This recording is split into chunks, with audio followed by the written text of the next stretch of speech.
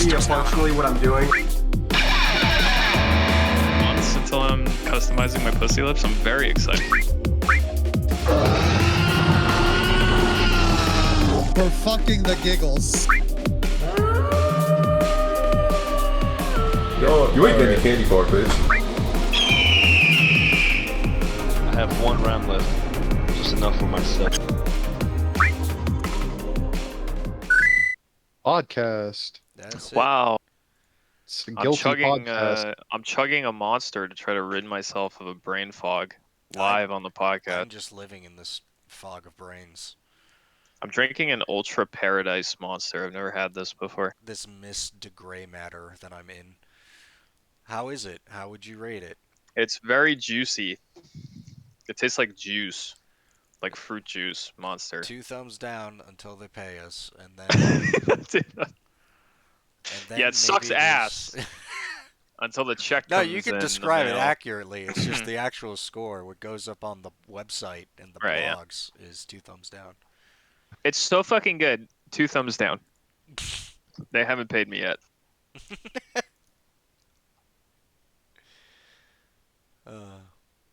Glad to know I'm not the only one in the brain fog. That was good. Oh yeah, I've been feeling weird all day today. Not that this is an exciting topic for the podcast, but I woke up, Sure it is. just feel kind of weird. I'm like heavy in the eyes. I'm kind of like lightheaded. I tried to take a power nap like an hour ago. My dog wouldn't stop barking at shit, so I couldn't get that done. I think I fell asleep for like 20 minutes, and now I'm here. Oh, and then I ate, and now I'm here. And now I'm chugging this monster in a futile attempt to make myself feel better. That's the story of Brandon and his fucking brain fog. Very exciting pre-ramble talk here on this week. Well, my brain fog, I think, is because I took sleeping pills last night, and they never quite wore off. I had an energy drink, I did a full day of work, and I still feel very tired. And I just played Guilty Gear, and I sucked. That was terrible. That was dumb of me to even try. By the fact you're saying I had an energy drink, I think that shows that it hasn't quite worn off. My energy drink. Did I say something fucked up like that? I didn't catch it, but I believe it. He's implying you did. I don't know if that's really a good sign, because sometimes I do that when I'm like awake and active. I'm just like, can't talk well. I had one of my first experiences with a gorilla today. Nice. In Guilty Gear, and that was kind of exciting. Not real life. No, fortunately not in real life. I was in a brain fog and I encountered a gorilla. No. Yes. I woke up in a fog and there was a gorilla in my house.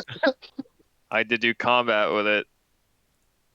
No, I ran into a fucking that probably didn't help that I'm feeling kind of weird today. I think I kind of played like shit against the guy, but I ran into a Leo in ranked for the first time. The first Leo I've played against that was good. And I took a match on him, and then he took 2. Because ranked only lets you play people 3 times before it forcefully kicks you. Neat. And he was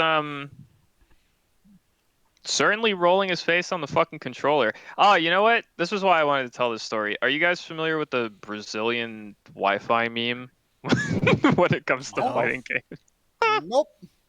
So it's a joke that like when you run into someone who's like, it's like the perfect storm, right?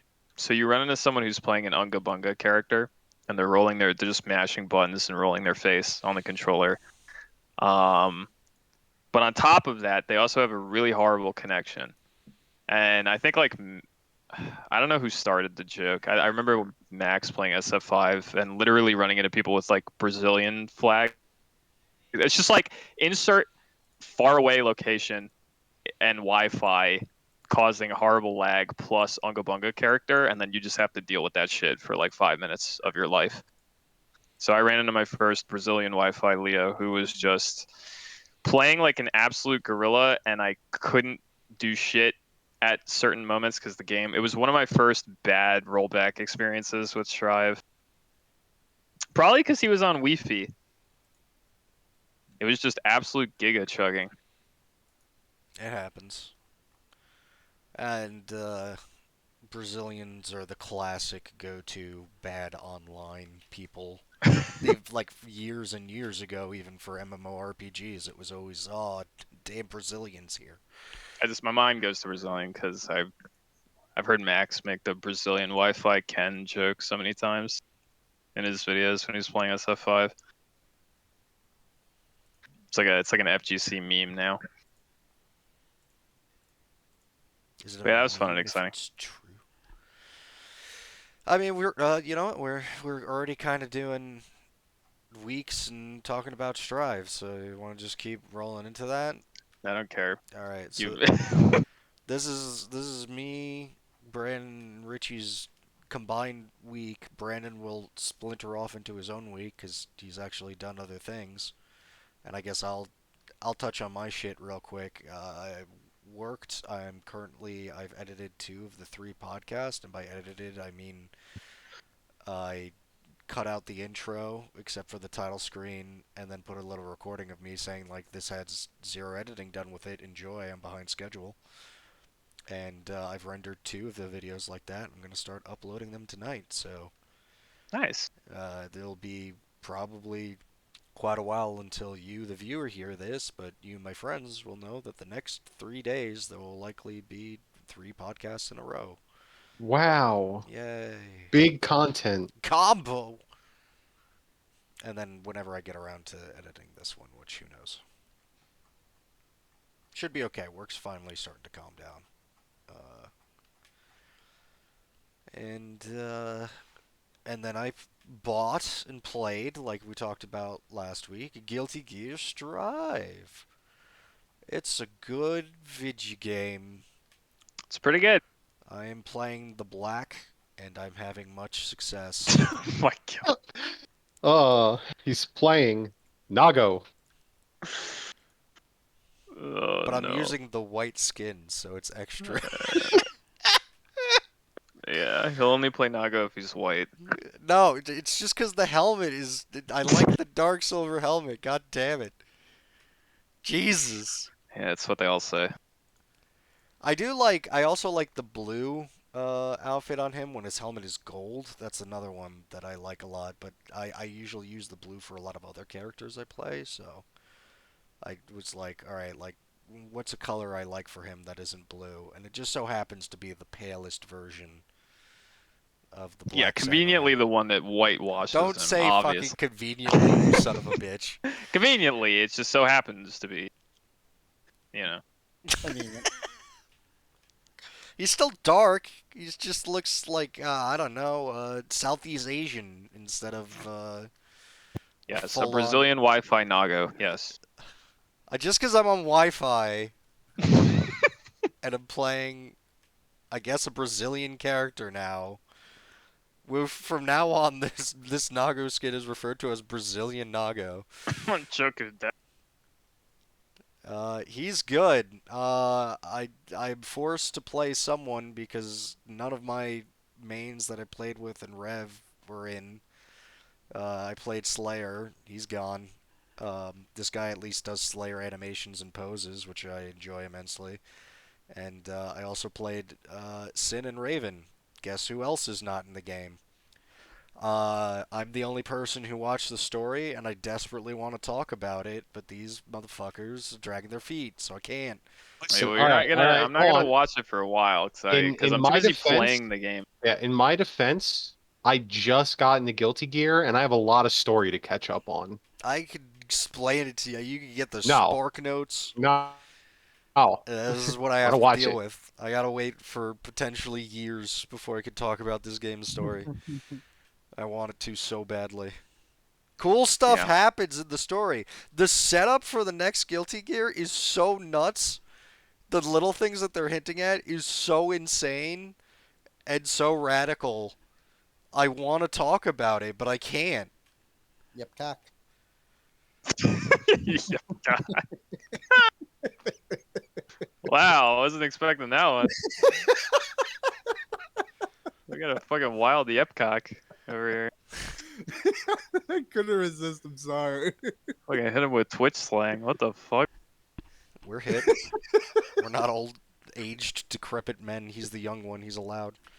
Yip cock. Where do you think I got Papega from? All right, I've been trying to be hip with the kids for long enough. Mm. Oh, I've given that up long ago. But yeah, I really want to talk about it, cause God, like to Yeah, the well, you can't. point, I want to I want to talk about it now. I want to spoil you so No, bad. don't Yeah, do well, it. don't do that. The implication, I mean, it's technically doesn't even happen in this one, but the implications are so strong, and it Do could it. Okay, mean Do it. crazy you're things. very. Do it. Listen, you're very excited about it. I understand. The problem is Spoil it. that Do it. I have a game to play, which is more exciting to me than watching the story. So when I turn on Strive, I'm playing matches. I So I'm not gonna understand. watch that shit for a while, I especially know. because I have to take time outside of Strive to watch the stuff I'm missing, and then watch the That's story, what I'm saying. which I could will. shorthand it. I could do the All whole right, I thing. Yeah, I have don't want that. more. Like I have like 3 games of story to catch up on, and then I guess more. So I really need a hot minute before we talk about story. This is what I'm talking about. But whatever. I will stay in my voice for now, but you can't silence me. There will be a Do it. point, and Do it's it. coming, Don't let them control you. that Do it. I'll just start talking some shit. Then it's gonna happen. You have a month. Line in the sand. All right. Well, if I still haven't watched it in a month, I'm just gonna stop showing up to the podcast. Then. Uh, That's my line in the sand. but yeah, all I've really played is Nago, and I played a little bit with Kai. We had like a fun match where we were like, oh, let's just play someone we haven't played. I like Kai a lot, but it feels like I need to use my brain too much. He has more than like 4 moves, so it's a problem for me. Uh, my geriatric brain. So All right. yeah, that's my take on Stride, and that's my take on the entire week. The game is good. I All like right, the game. well, we'll go real quick.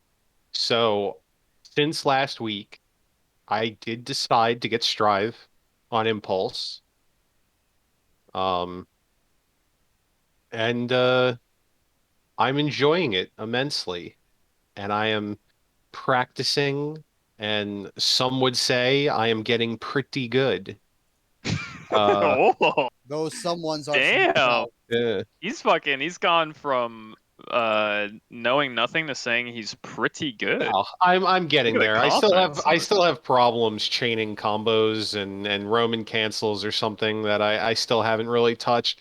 But I'm hitting buttons, and I You are take hitting buttons. That's true. and I win some games here or there. I take some rounds on people that are exceptionally better than me just because I rub my face on my controller like a true gorilla. Um, I said to Anthony before you got here, it's like I think Anthony said something like, "Oh, I gotta deal with a chip," and it's like, yeah, much like when Brandon says his brain expands when he has to deal with this jumping flying chip. My brain also expands, not in the good way, when I have to jump as a jumping flying chip. Yeah, I can kind of understand that. There's a lot going on when you're playing chip, I suppose. But oh yeah, so I play Chip. I have chosen Chip, and I was told that was not a good starter character, but I like me some I didn't say that. Naruto. I didn't say that. I just said you die if you get touched, and he's a little more difficult than everyone else. But I never dissuaded you. I never said don't do it. You got to give me that. I let you choose your fate That's true. when you pick the And character. I feel it the most. Like that realization really hits me that Chip is just a squishy, sad boy. Uh, I feel it the most when I watch other people's games and I see them eat a combo and they still have health. I have learned that in playing Chip, you have exactly 2 fuck ups before you just lose. That's all you get. All you get is 2. You get 2 combo strings against you, and you have a little bit of health left. So you best put some damage in prior to getting those 2 fuck ups because they will happen. Yeah, I Unless mean, you're a god. if you're playing against someone who has like optimal or like semi-optimal combos, then yeah, you kind of get touched twice, or maybe three times, depending, and then you die. Or once with Potemkin. Nah, it Uh, still takes two, I would say two. but that fucker, I don't even I haven't played against Potemkin as Chip yet, and I dread having to do that. Have It you is played not ranked a yet, no, I haven't. I or haven't just touched online ranked at yet. all? I say ranked, but I just mean online in I general against anyone other than I us. really want to jump in there and see how I do. I fucking dread it, dude. You really should, I honestly. Like, dread seeing that fat armored piece of shit monkey fisting gorilla across the screen from me because I know I have to hit him like 30 times to kill him and he's got to get me twice with two grabs. yeah, but he's very slow. Like, I don't know. He has to set up the opportunity to be able to throw you to get like a pop buster and shit like that. And depending on how you're playing, that's pretty difficult for a Potemkin to do. I haven't played against a lot of pots online, so I haven't really experienced like a good one yet. I played against one guy that I just kind of swamped, and he wasn't bad, but he wasn't doing like really dank shit. So I haven't had a legitimate Potemkin experience. I feel pretty confident about when I am going to go online because we're a group of like mid-tier killers, and Brandon was telling me last night he's excited to know what happens when I play ranked because I got ranked in floor 2, but I am clearly now above floor 2 levels.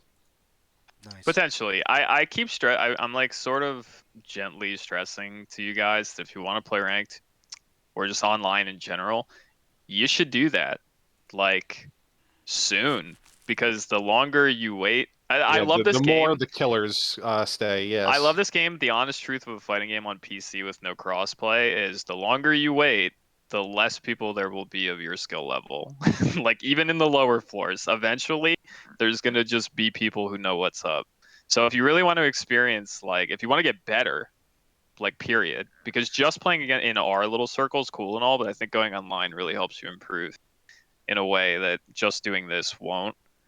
So the longer you wait, the harder that fucking pool of players is gonna get to I compete would with. I would say the crux of playing in our circle, especially for me, because this is my first Guilty Gear game, is I don't have experience against other characters besides what we play. I don't know how to defend against them. I don't know how to play against them. Yeah, that will be an issue. That will definitely be an It's issue, like when depending when on who you you play switched against. up to Soul, there was a good like honestly up until like the end of the night where I didn't know how to defend against certain moves. You learn. The unfortunate aspect of going online, especially in ranked, is that you can only learn so much against a single individual because it will only let you rematch him twice. So you get your first match, and then you can potentially play him two more times. And then after that, it's like whatever happened, happened, and you're out. So if you're just starting to get the hang of like playing against a certain character by like the third match, hope you retain some of that next time you run into another one, because you're not going to get like constant rematches. Mm. The game's fun though. I like it. It feels like I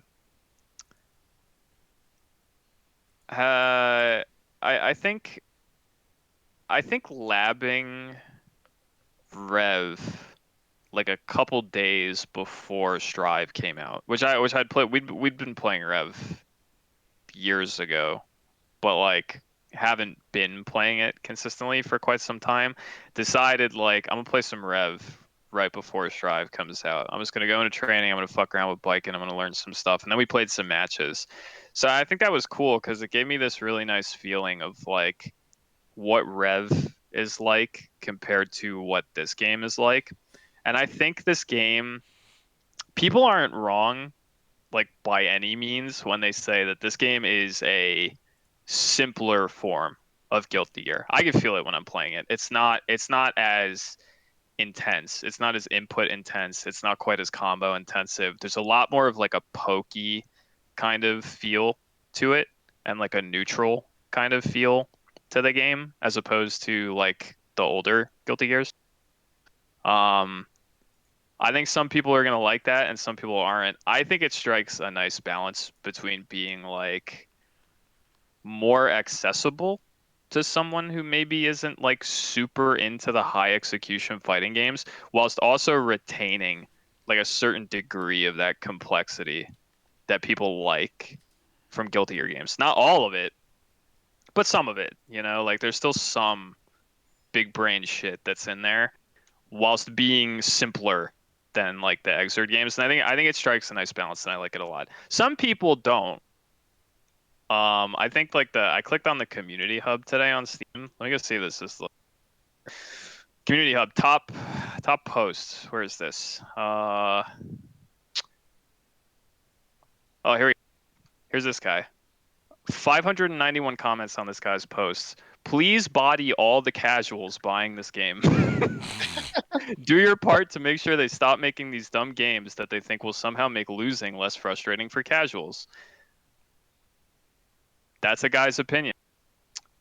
That man's opinion exists. So there are people who don't like this game in comparison to older Guilty Gears. I'm not one of them. I think it's riding that nice fine line of being more accessible, but still pretty intensive if you want to get into it that much and learn the crazy stuff. So I like it. I'm enjoying it immensely. I've been playing online a little bit. Not too much because like my nerves can only handle so much ranked and shit before I need to take a break. But I'm liking it. It's a fun I game. like it too. I'm not a. I mean, this isn't a big secret. I'm not a big fan of fighting games. I'm not particularly good at them, and I never sat down and learned. But I am sitting down with this one. I am enjoying it, and like I said, I think I'm getting there. Slow and steady, but I'm getting there. It's like I still don't agree. There's still the people who are saying shit like, and I'm sure that guy that made that post is probably one of these people who's are still riding that like meme life of Street Fighter Strive, you know, and shit like that. And I don't really see that. Like is it easier to play than Rev? 100%. Like no doubt in my fucking mind that this game is easier to pick up and play, especially for people who like aren't super into fighting games. It's obviously designed to be an easier, more accessible game. Is it a Street Fighter game? No. Does it have shit like Dragon Ball, like Super Dash and auto combo that serves a function as opposed to just being like a non-optimal combo? No. You know? So like yes, it's not as hard to do stuff in general, but it's still got some of that complexity and it doesn't have a lot of that fucking just egregiously annoying shit that like fighters kind of had. And I like it. I think it's a great mix of styles. I don't really understand the people who are still being very negative about it. And this game, apparently I saw a Reddit post that this game probably maybe as a result of the system changes or maybe the marketing, I don't know, just word of mouth because everyone's been talking about it. I don't know, but this game is apparently breaking like Steam records for fighting games. Um, it had a higher peak player amount on day one than like Tekken 7 and SF5 did when those Steam. So take that as you will. How many of those people are going to stick around long term? I don't know, but None of them. I have a feeling this more than any other game is riding a Fighter Z high that is lightning in a bottle that will not be recaptured. But then again, like what do you mean? just because a lot of people, even people not into fighting games, got Fighter Z because it looks beautiful and it has a button that does combo for you. And I think for many Well, people, and it's Dragon Ball too. yeah, That helps. well, the beautiful is what rolls into that because I mean, there's been many Dragon Ball Z games and many Dragon Ball Z Fighter games, but even those didn't catch on like Fighter Z did. Um, I mean, Fighters arguably looked better than the anime that was running at the time. Yes. That it came Arguably, out. I don't yes. even think arguably. I think it's No, pretty yeah, I don't think it's solid. arguably either. It just looks better. So, Literally looks better. so I think. Actually, I did forget to mention something about this weekend as I went to a party, a housewarming party, and Fighter Z was played. And yeah, most people don't even know what Arxis is. Like when I was like, "Oh yeah, I play a lot of Guilty Gear," they're like, "What's that?" And I was like, "We're playing Fighter Z." Uh, But still, I think they might have been an oh, that exception. hurts. That hurts me in my PP. I think most people were like, "Oh boy, the guys who made Fighter Z put out a new fighting game. I will buy it." I don't think it's Where's just that. Goku? Where's It, the it 27 Gokus? There's not it's even a one. listen. It's inevitable that some people who bought this game are buying it for that reason. Just Yeah, statistically, someone's done that. But I don't think that's the vast majority of people. I think this game got pushed pretty hard by the FGC. There were a lot of articles being written about it. There was a lot of content well, creators yeah, making it's videos about it. They were all like, "Look at this! The next Guilty Gear has blah blah blah, this and that," going over systems, explaining how it's more accessible, and debating whether or not that's a good thing or a bad thing. And so it reaches more people as a I gotta result. say, I think it helps that it came out in like a perfect storm too of like fighting games, because it's like, so you got the Fighter Z hype, so that's gonna get a few people. Tekken is in a bad spot since they released a character that is just better than everyone else, and it's still kind of like turbulent. And even then, that was a while ago. Street Fighter's been on its current season for a long time. Uh, what other popular fighting games? Soul Calibur has been dead for months, maybe even years at this point. It's We don't like talk about Soul Calibur. there was a neat niche of there. It's been a long time from anyone that there's been a new fighting game, and suddenly here comes Strive. It looks beautiful. It plays good. It's got clout. Gangbuster sales. It's I filling a think it's void. I think to some extent you might be right. I also think it's a little bit more than that, in that I think Arxis is in a place where their fighting games are more public facing than they've ever been. Because like Guilty Gear is good and it has its community, but it's was always kind of niche, you know? Like I know there's some people who might like if we had an audience and they heard me say that, they might go nuts. The honest truth though is that when it comes to fighting games, Guilty Gear has its community, but it's not Street Fighter, you know, it's not Mortal Kombat. But I think Arxis having these huge blow up successes with like Dragon Ball and then like Grand Blue as well and whatnot really like made people notice this. And then I think what pushed it over the edge was all the YouTubers in the FGC being like, by the way, the netcode is really good. Because that matters for people when they buy a Yeah, fighting game, true. especially a fighting game that doesn't have good single player content. Like netcode is a really huge deal. And the honest truth is that all those other games you just named have pretty dog shit netcode. Hmm. So like even though Tekken 7 is very popular, no one's gonna argue that like playing that game online is a crapshoot between getting like a decent connection or like just an absolute horrendous experience. And like fighters, same thing. Like even Arxis's own blow up success arguably has really dog shit netcode. Like Fighters netcode is not good. So I think there's a lot of people, even and probably even people from the Fighters community who saw this game, they were like, okay, another like kind of anime fighting game. Yeah, it's not the Dragon Ball IP, but it's the same company making it. It looks pretty good. And it's gonna play better online than this fucking Dragon Ball game that I'm playing. Like sign me up. You know? I think that contributes massively to this game's success. That you can get a stable online experience when like every other fighting game out there right now has like a trash fighting game experience online. I'm meaning like netcode wise. I think that's a huge part of it. How many of these people will stick around beyond like I don't know a week from now, 2 weeks from now, a month from now? I don't know. I hope this game retains like a decent community. I'm worried about the player base on PC, and it bothers me that we don't have crossplay. But maybe they'll do that down the line, which they kind of alluded to. Regardless of all that shit, though, I'm enjoying the game. I'm enjoying it immensely. It's very fun. Me too. I'm also enjoying it. It's a fun game. Netcode feels good. It's rare that I go online and get a bad netcode experience, except for my one that I had today. I can't really recall another that was like that. So it's good. I mean, I'm able to play on Wi-Fi and it doesn't get too hiccupy. Then again, I have a comparatively jacked Wi-Fi than to what I think most setups are. You're also playing against us, and we're kind of close, you know. Yeah.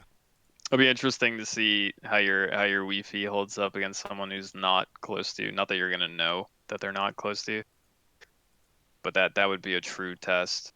Rollback, at least 99.9% of people agree that if you're playing fighting games online and you have the option, which understandably not everybody does have the option, but if you have the option, just plug in a fucking Ethernet cable. If you can't, that's usually the source of most people's bad experience woes online in a fighting game. Rollback can make Wi-Fi serviceable. Probably still with some chunk, but like there's a stark contrast between Wi-Fi in a game with good rollback and Oh yeah, Wi-Fi in I'm like not gonna Tekken 7. pretend that it's like, oh, I can't even notice it, because I do. Yeah. It's much better than it's ever been. Yeah, and that's what I'm saying. It's like Wi-Fi in this game will be different than like a Wi-Fi. Same player, same distance, same connection setup.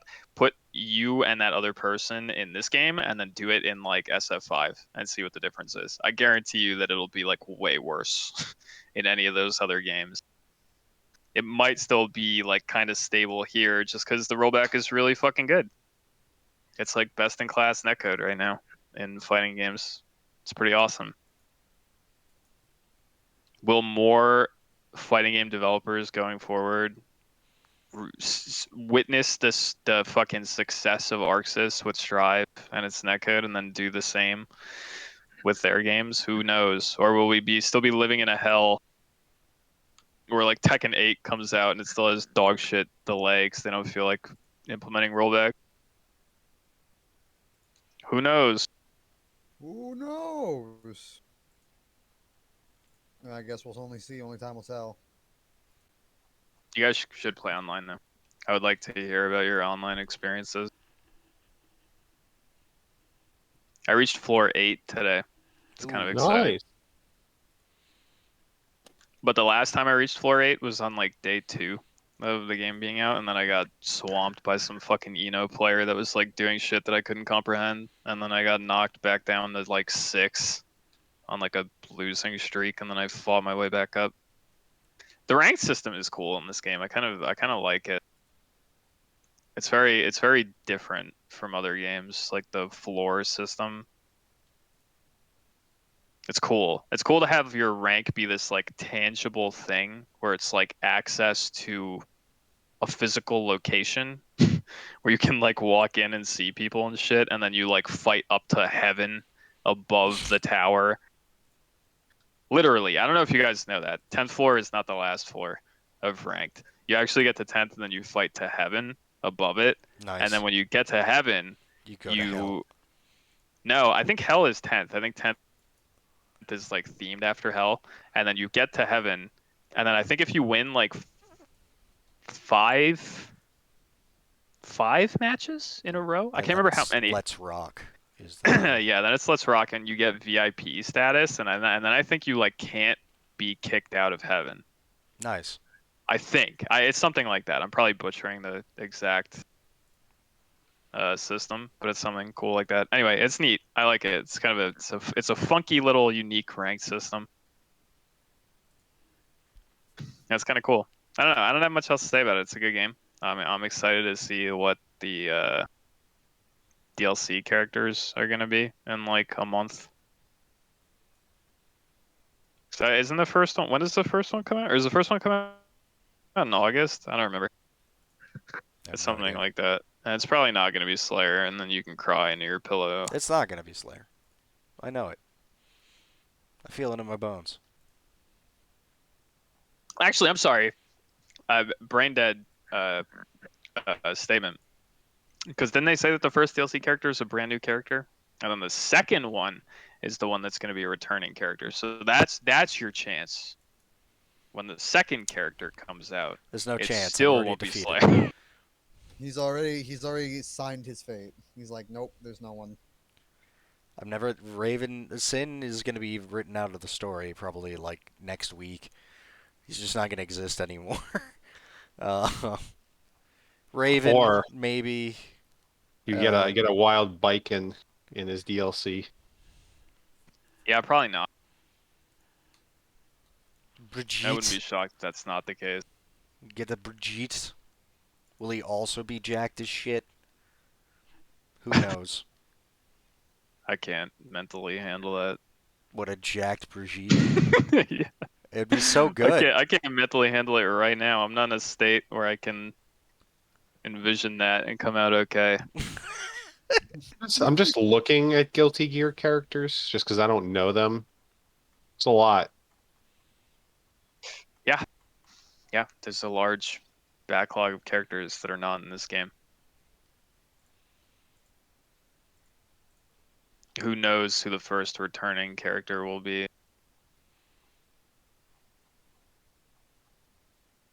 I haven't watched the story, so I obviously can't speculate based on assets that may be in the story, but I have seen people say that there's reference to Jam and that there were models for Jam with like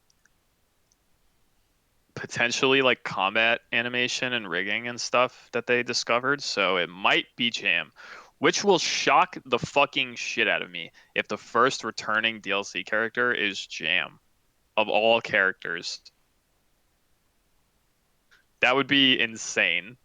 Like the huge backlog and characters that so many people want, and you're like, let's give him Jam, dude. Jam's cool. Let's do that. She's No, I like Jam. she's a cooking I Bruce think Lee. Jam is cool. It's just like, you don't think like some people will kind of go apeshit though if it's Jam instead of Look, like I don't know. Just the way character announcements. anyone else? Look, the way character announcements are, I think there's going to be a shitstorm if they like announced anyone. Like even what people want. Like this first DLC, it's already been announced. There's going to be a new character. There's going to be someone probably are pissed about that. Pfft, a new character. I don't want any new characters. Where's Cliff? You know, you know. Yeah. There's going to be one post like that, I guarantee. Yeah. Yeah. There's a shocking amount of people who ask for Cliff that I see. I don't think Cliff's ever coming back. He's very dead. It would be hard to do that. Oh, it's not hard to fucking do that. This is Guilty Gear, dude. I mean, Come you on. could also just like DLC characters. Well, supposedly they're going to be doing DLC stories with this as well. Yeah, I mean that makes sense to me. Because So they had extra stories when like Rev and shit came yeah, out. but what I mean is like you could add any character that's dead as a character. It doesn't have necessarily lore implications unless they show up in the story, which they don't need to. You know.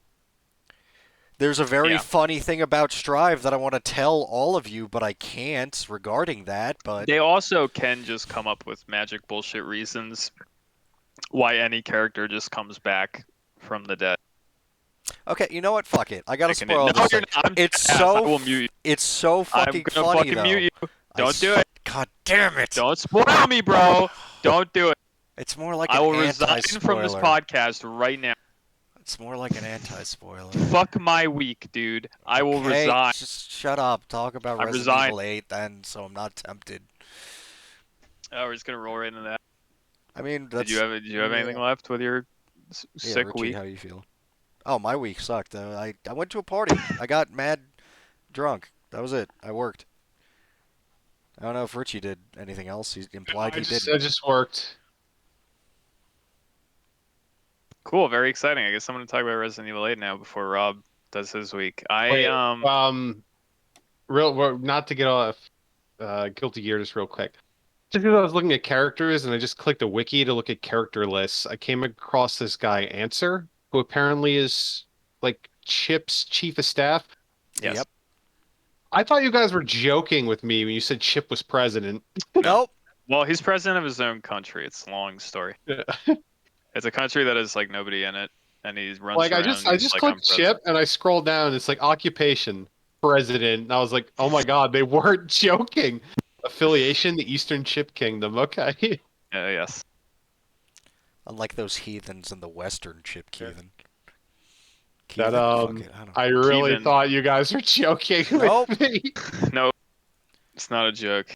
Richie's just like, I thought they were fucking with I'm me. playing the president. I gotta make more You are. president things. Jokes. President of his own kingdom. A very small kingdom. Is he like actually president of like nothing? I can't remember. Does Eastern Chip Kingdom even like have people in it? Yeah, of course. It does? I thought it was like a kind of a joke where he's like running around It's also trying to kind form of a a country. joke. It's both things at once. And like nobody takes him seriously or like really recognizes it as a kingdom. Isn't that like kind of the joke? There's in this story, there's a character who's really pissed at him because she was like, "I gave you all sorts of political training, and you don't even really have a country, you fucker." And he's like, "No, I'm president." Oh god. That is funny. Anyway, I'll ramble about Resident Evil 8 for a little bit, I guess. Oh yeah, what was your thoughts? Well, I'll God, I don't even know where to let's begin just start this. with a basic thumbs rating. Let's start at the base. Okay, I'm gonna give you a really rare Brandon scale of thumbs rating for RE Village. I'm gonna give it 2 thumbs up.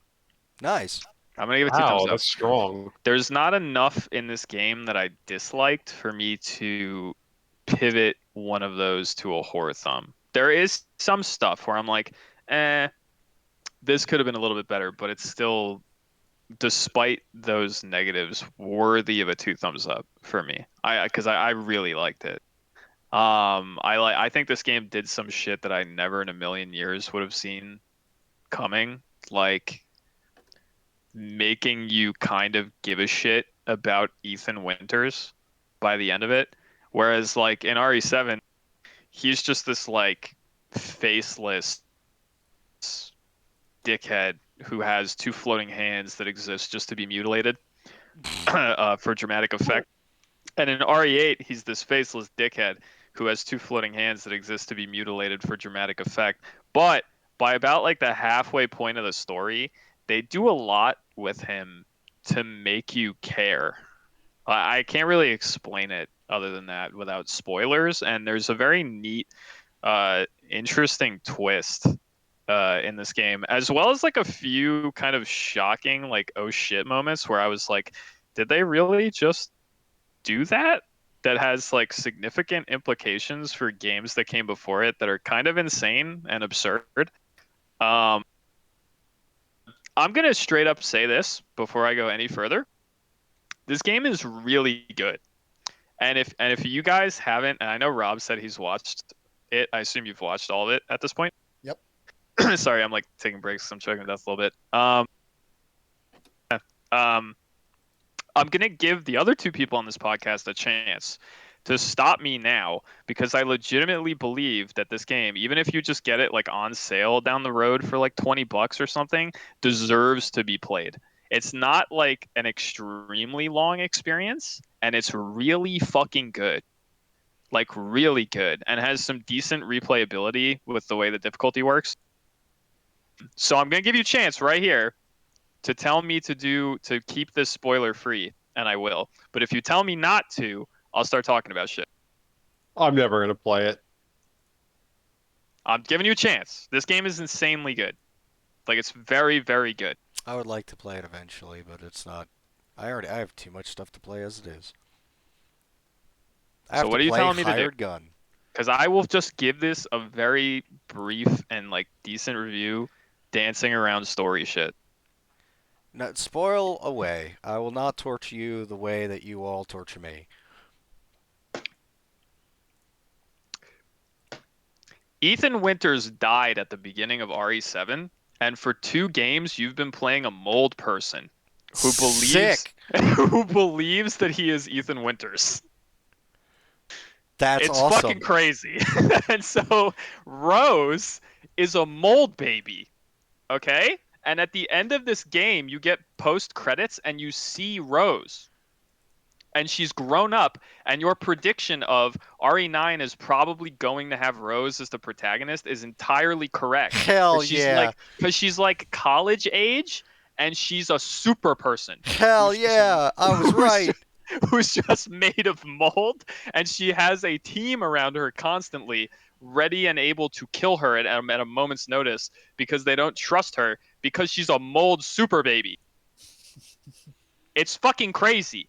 You've literally been playing as a simulacrum of Ethan Winters for 2 games. It's awesome. It's such a fucking sick twist. And Ethan Winters is the world's best fucking dad, dude, because that guy Oh, yeah, literally 100%. Ethan Winters gets his heart ripped out and then realizes I'm a mold man and continues fighting for his baby daughter right up to the very end. And it's fucking awesome, dude. The game is very cool. This game also does something insane. Okay, so here's what's up, right? I don't want to ramble about this for too long because, like, A, I'm kind of low energy today, and just B, I don't want to take like a fucking hour of the podcast time to talk about this. I'm just going to say this. Everything I said last time I talked about RE8 still kind of stands, right? Like, the castle is awesome. Lady D is awesome. I wish that they weren't used as marketing as much when they are so early on in the game, and then they're just kind of out of it. Like, that opinion hasn't changed.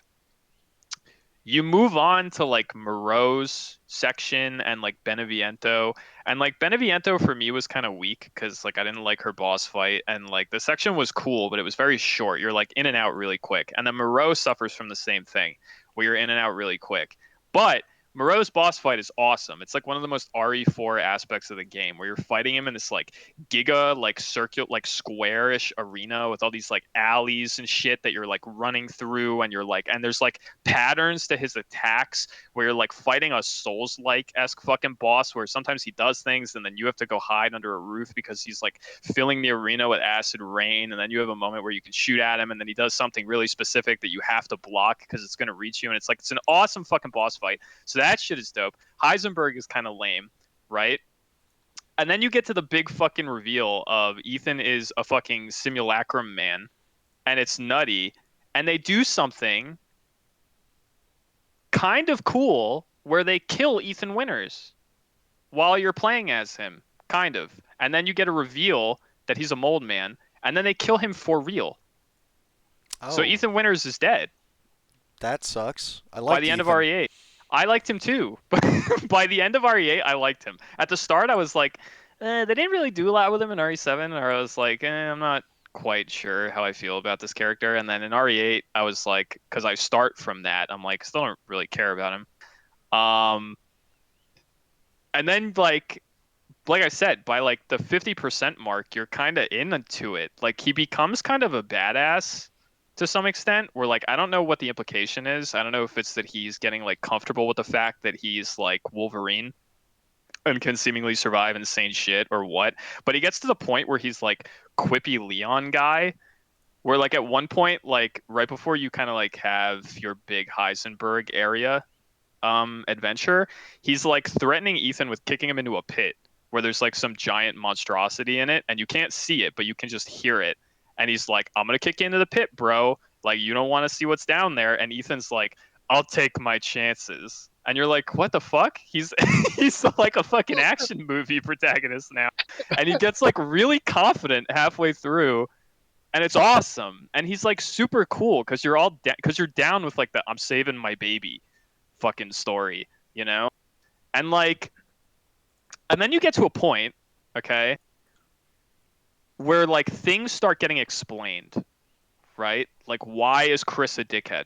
This was something that Richie asked me last time I talked about RE8. Yeah, which I was going to can now... ask when you were done. So, like, what's up with Chris Redfield? So here's what's up with Chris Redfield. He's not a dickhead. But This game suffers from the worst example of why are these characters not just talking to each other I have ever experienced in my fucking life, dude. Ever.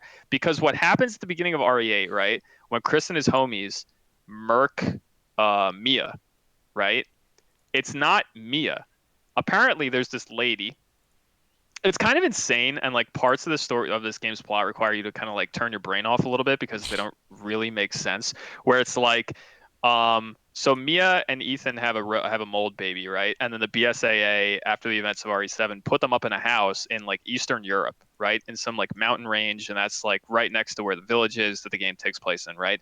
Just so happens, thankfully and coincidentally, that Miranda is this crazy lady who's like some ex-scientist chick who's lording over this village and is using mold shit to essentially create a fucked up like family unit of these like lords, which are like the four lords that you fight through the game, like Lady D, Heisenberg, blah blah blah. And the whole thing is, so just like thankfully and coincidentally, the BSAA post you up right on her doorstep. And her whole thing is she's like, listen, this is crazy, okay? So stick with me because this requires some like mental gymnastics to soak in all of this knowledge, okay? She's It's turning off your brain a little bit. she's old as fuck, right? So here's this lady, her daughter dies during the Spanish flu, okay? Wow, that's old.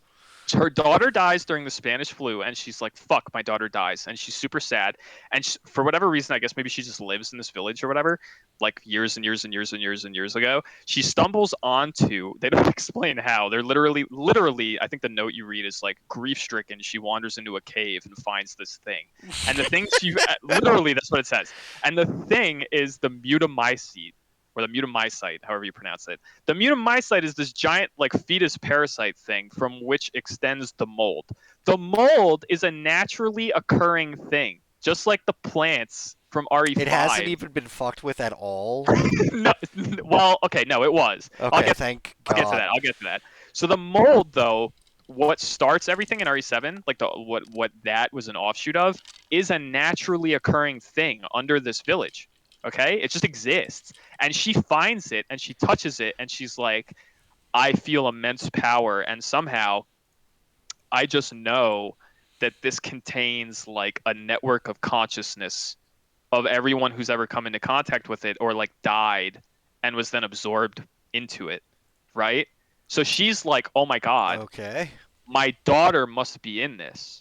Because her daughter like died around it, I guess, like on the grounds of the village and then was buried there or something. I assume that's the implication. So it's like my daughter must be in this. I must find a way to get my daughter's consciousness into a body so that my daughter can live again because I'm like obsessed with getting my daughter back. Hence her plot, which winds up becoming. And so you find out that like all the lords and shit and like all the lichens and everything, it's all kind of an offshoot of her like shoving pieces of like the mutamycete into people and like mutating them into freak monsters and stuff. And so everyone mutates differently because fuck it, game logic. Like we need bosses that do different things. So when she puts a mutamycete into people, like it's like I shoved this thing into Moreau and now he's a fish man. Uh-oh, not a good vessel for my daughter. I put it into Lady D. She's awesome. She would be a fantastic vessel for my daughter, except she has a hereditary blood disease that requires that she feast on people's blood. Whoopsie. I put a mutamycete into Heisenberg, and he's pretty cool. For some reason, it gave him Magneto powers, and he looks totally normal. Um, but for whatever reason, he's still not a good enough vessel for my daughter. Blah blah blah, so on and so forth. So like that's her whole plot, and then somehow information of like Ethan and Mia being on the outskirts of the village with Rose leaks to her. She's like, that baby would be the perfect vessel for my daughter. She's literally a mold person. I'm gonna go get that baby. Her power, as a result of having a mutamycete, or they don't call it a mutamycete because the mutamycete's the big thing. It's like a Kado, I believe, is what the little pieces are called. Having a Kadao or a Kado in her bestowed her with the ability to just like metamorphosis into whoever she wants. She's Mystique essentially. Wowzers. So the Mia at the beginning of the game is not Mia, it's her. She like abducts Mia somehow and then puts her in some fuck dungeon, and then turns into Mia, and the events of the beginning of the game take place, where then Chris knows this somehow, that this has transpired, right? Which they don't really explain. He just somehow he knows, like, uh-oh, Mia's not Mia. This fucking like BOW human has invaded the Winter's estate. I need to get my homies and I go gotta. kill her now. Okay.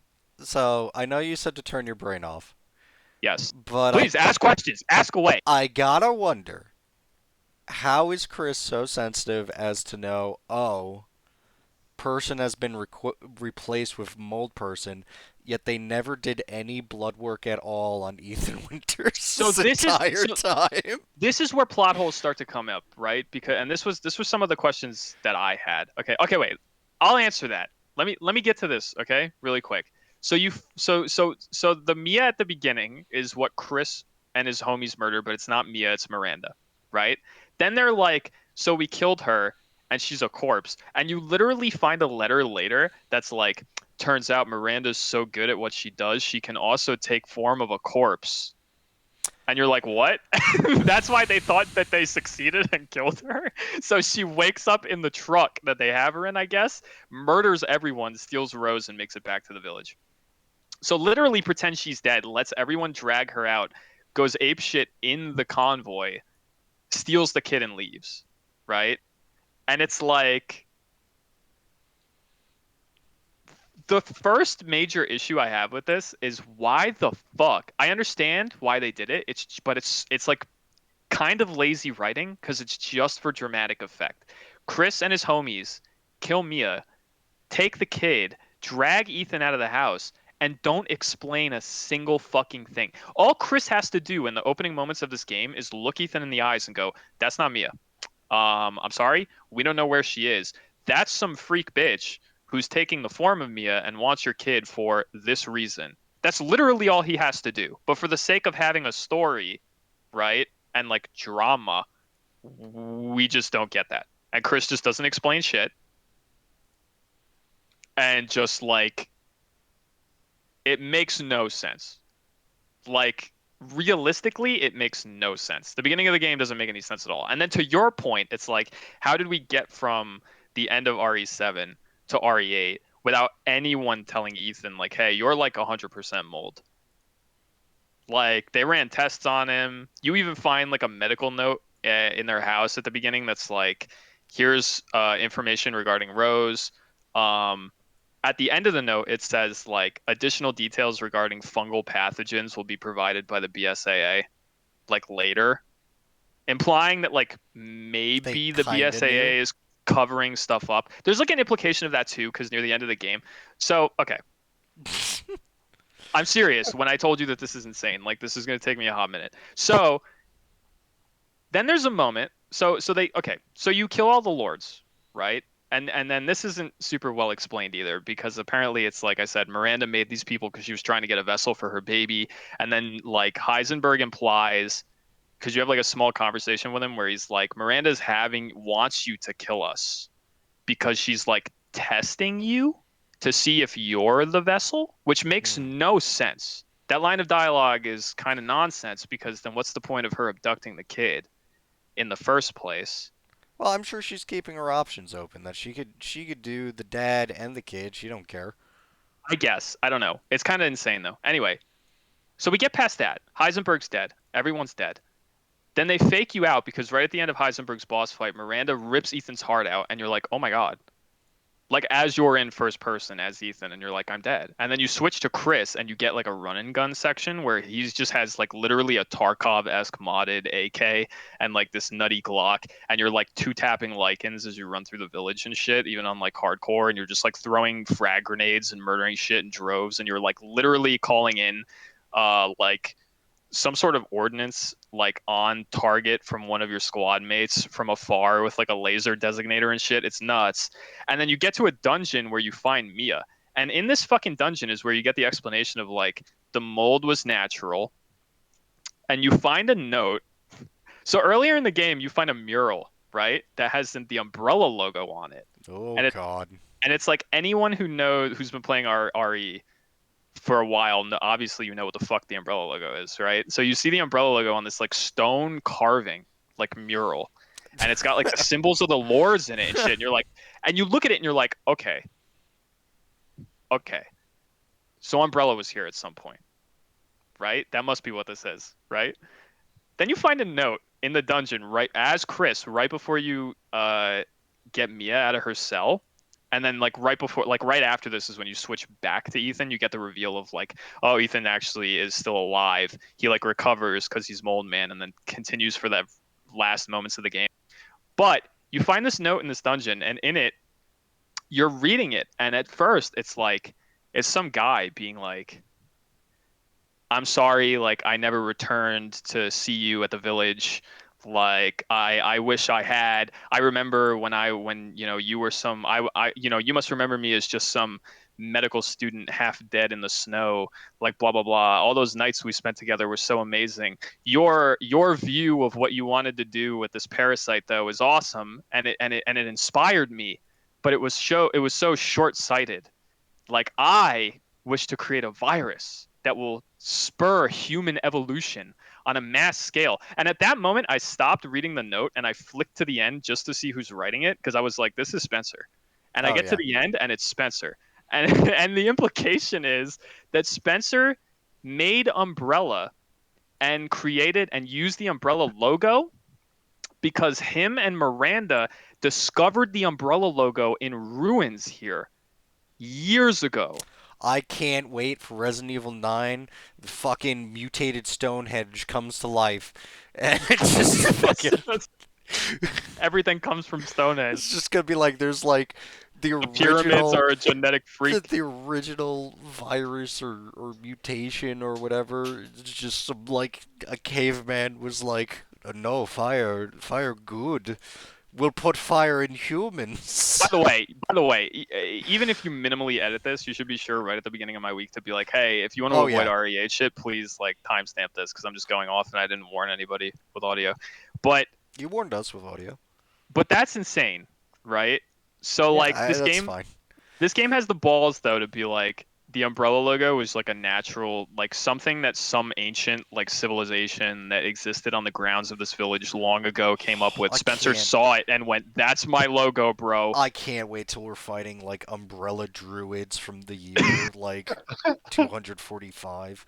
It's so bonkers, dude. So like so like then you keep going a little bit, right? And then you get like this explanation of like, okay, here's where the mold came from in RE7. It's that this company, The Connections, contacted Miranda and went, "Hey, we like this mold shit you're doing." And then she was like, "Yeah, but I'm trying to get my kid back, homie." And then they were like, "We could help you with that." So she gave them her child's DNA. I don't know how she just had that lying around, but apparently she did. So she gives them her kid's DNA. And that kid And grew up to become Ada Wong. nope. She gives them her kid's DNA in the mold, and that kid is Evelyn from RE7. Oh, So fuck. so all of the connections You were work.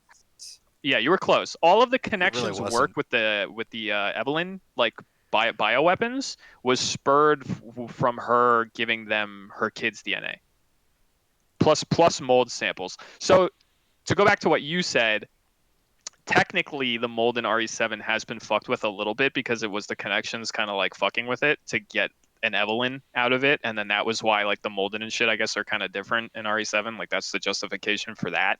Like they did bioengineering shit with the mold samples she gave them, but like that's the explanation for RE7. That's also great recursive explanation and exposition as to why the kid wants a family so bad. It's literally recursive. Yeah, kind of. That's I mean, you awesome. could look at it like, um, For and all then the you, stupid things in the writing, there's also neat like literary stuff. I like how does that exist like side by side? yeah. Well, there's stuff that's really cool, See, and it's there's a stuff that I look metaphor at and for I'm like, loss and family and like how replacement isn't the and also it was druids back in ancient times. You get like the side by side of like Miranda like being everything she's doing is like to get her kid back, but then she's stealing the kid from Ethan and he's on the exact same quest, so it's two people doing the same thing for two very different reasons, you know? Like there's neat little flares to the writing. I like the crazy twist of okay, wait, let me finish this. So you get out of the dungeon, right? We smash cut to Ethan in like the consciousness. Like you have a moment, like I don't know if you remember from RE7, but when you see Jack again and like Zoe, but they're like normal because you're like seeing a vision of them as part of the collective, the mold collective, and he's like explaining stuff and he's like a nice guy now because it's just him. And you get that again in RE8, but unfortunately they kind of waste an opportunity to bring back like Jack Baker for a scene, and Oh, they boy. just give you Evelyn, which is still kind of cool. So like Evelyn shows up briefly and explains to Ethan like, "You're a mold man, fuckface. You've been dead for years." And Oh, he's that like, would be "Wow." so great to come from Jack's mouth, though. Listen, It son. would be. I was honestly, as the scene was playing out, I was really hoping, I was like rooting for just like a Jack Baker comes in and goes, "Come on, Welcome bro. to the family, son. Like pick yourself up and keep going." No, like I wanted a pep talk from Jack Baker, you know? Like I didn't want it from Evelyn to just be like, "You're mold," and then Ethan's like, "Fuck you," and then he like wakes up and keeps playing the game, which is basically what happens. I wanted like Jack Baker to come on screen and be like, "Gotta do what you gotta do, son. Like go kill that crazy bitch or something," but we don't get that, unfortunately. You're right. That would have been actually really good. Wouldn't that have been fucking awesome if he's like, Yeah, "You you're gotta right. go You're save right. your daughter, Ethan. Like fucking get at him." Jack is actually an awesome character. Like Yes, he's fucking sick. Even when he was fucking crazy, he was great. Yeah, absolutely. But I like him as a normal guy too. I think Yeah, his story is cool. even in those little bits of DLC we got him when he was a normal dude, he was fucking cool. Like I think that would have been I think that's an awesome missed opportunity for him to just like get his voice actor to come back, make a little model for him in RE8, and then have him come on screen and be like, "I do the same for Zoe, Ethan. Get up and kill that bitch," or some shit. Except for the fact that I didn't, but that was because of the mold. Yeah, Don't but think that's because I about was it. a mold man, Ethan. And now you're a mold man. Don't repeat my mold mistakes. My moldy You're missteps. you're a good mold man, Ethan. Go kill them all. Walk a But we don't get that. truer, moldier path than I. But anyway, and I mean, like that's basically the end of the game. You have a little thing with Evelyn. He realizes he's a mold fucking creation. He gets up, he kills her, but then like he's like crystallizing because I guess he's like giga wounded, like most mold creations do or have been doing since like RE7. And so he like stays behind to set off the explosives that'll blow up the mutamycete and to like let Chris get away with Rose. But like right before he dies, like he's like stumbling back in to set the explosives off, and he like throws his jacket onto Rose, and he's like, "Take good care of her, Chris," and then he like stumbles away and explodes.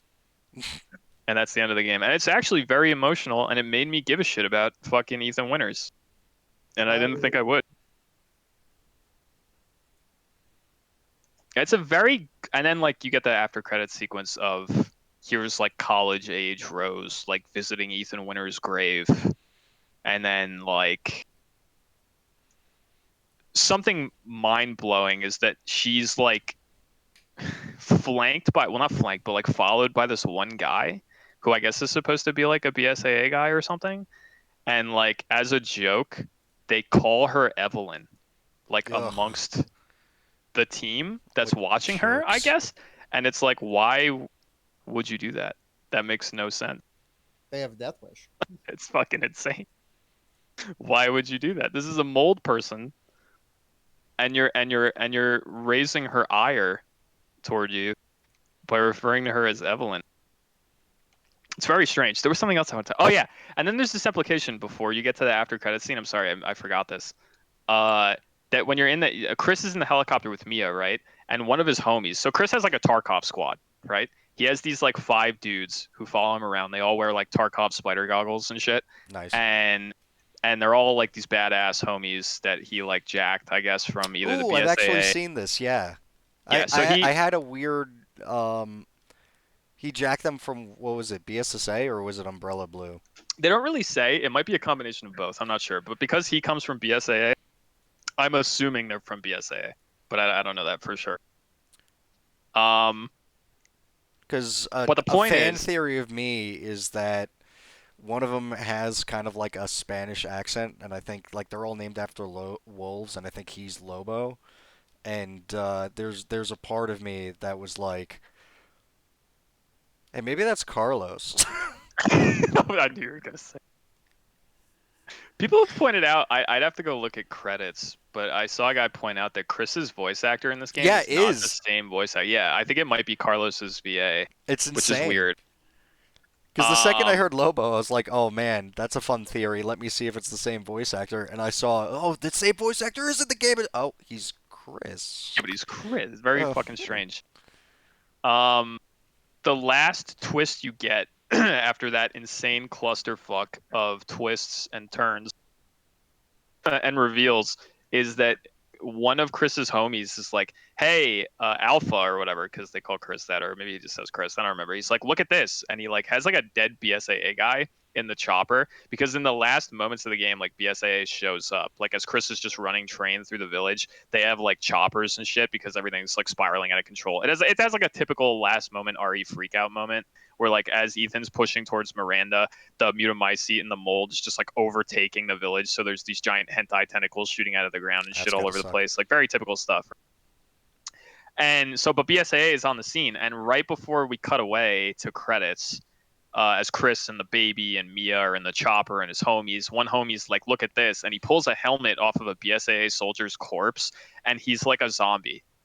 He's literally like a pale zombie. What?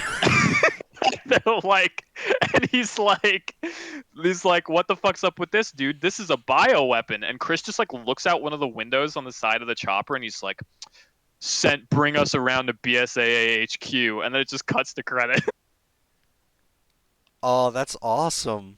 It's fucking bonkers. It also makes no. You know what? I'm gonna roll back the bonkerness because it's like there's a part of it, especially when it started to get to like Resident Evil 6 and stuff, where yeah, these bioweapons are like 90% controllable, and then they're just discovering more and more shit about them. I can't believe it's taken us this long to get like super soldiers that just exist and work Yeah. in the Resident Evil universe. You get like I can't remember these details exactly, but then like there's a file in game, like at the main menu. It's like a oh god, I can't remember what it's called. It's something about the Baker incident, and you read it, and it's like an 80-page file, and like you get all the way to the end, and you figure out you can kind of figure it out halfway through, but you get all the way to the end, and you realize that it's written by Zoe, and she's like working as a reporter in like Louisiana or something. And she's like digging into the cover up of like her family's tragedy, like the incident of RE7. And she's like, how come? Because like she reveals, and you even see this in a newspaper in game, that the BSAA fed the story out as like a gas leak, that it's like the Bakers died in a gas leak. Like there was nothing to see here. And then there's like, then you can start asking questions like Chris does everything he does in this game unofficially, like off the record. He's not there for the BSAA. He just knows about the Miranda shit, and he's like, "Got to deal with this because I'm a badass, so I'm just gonna go punch everything now." And but like the BSAA is just like covering everything up for some reason, and like don't want him to do that. And then there's the implication of like the BSAA are the ones that put Ethan and his wife in that house in the first place. So it's like, Oh, is the BSAA fucking compromised? that's what I'm thinking. I'm like, so is Sick. because think about this, okay? The plot makes no sense. Fair. Like you would have to, if the BSAA didn't put them there for a reason, it's like how would they have just magically put them in a house right next to the crazy woman who's like centuries old, who wants a mold baby to get her kid back so that the plot can happen? It's crazy. They could have put them anywhere on the fucking earth, but they put them there. You know what I mean? And then they're Yep. like, Chris, what's up with you like going fucking gung ho and talking about this crazy Miranda shit? Don't do nothing stupid. And then Chris just goes off on his own little mission to like solve the problem. I feel like they're implying that like the BSAA had something to do with planting Ethan there in the first place to like let the events of the game happen, but that's just entirely my own theory. This is And why then you combine Resident that with the Evil is fact that they great. have Because because it's insane. no, yeah, because it's like any other series would have just gone completely off the rails, and it's yeah, we're hinting at like cavemen had umbrellas. You know, that's technically a weird way you could take that implication. Uh, but there's also all this other setup that is like it is coherent in universe and like makes sense. Where it's like, oh, let's set up that they're yeah, that could be a giant plot hole, but let's set up that there's a plot reason that happened.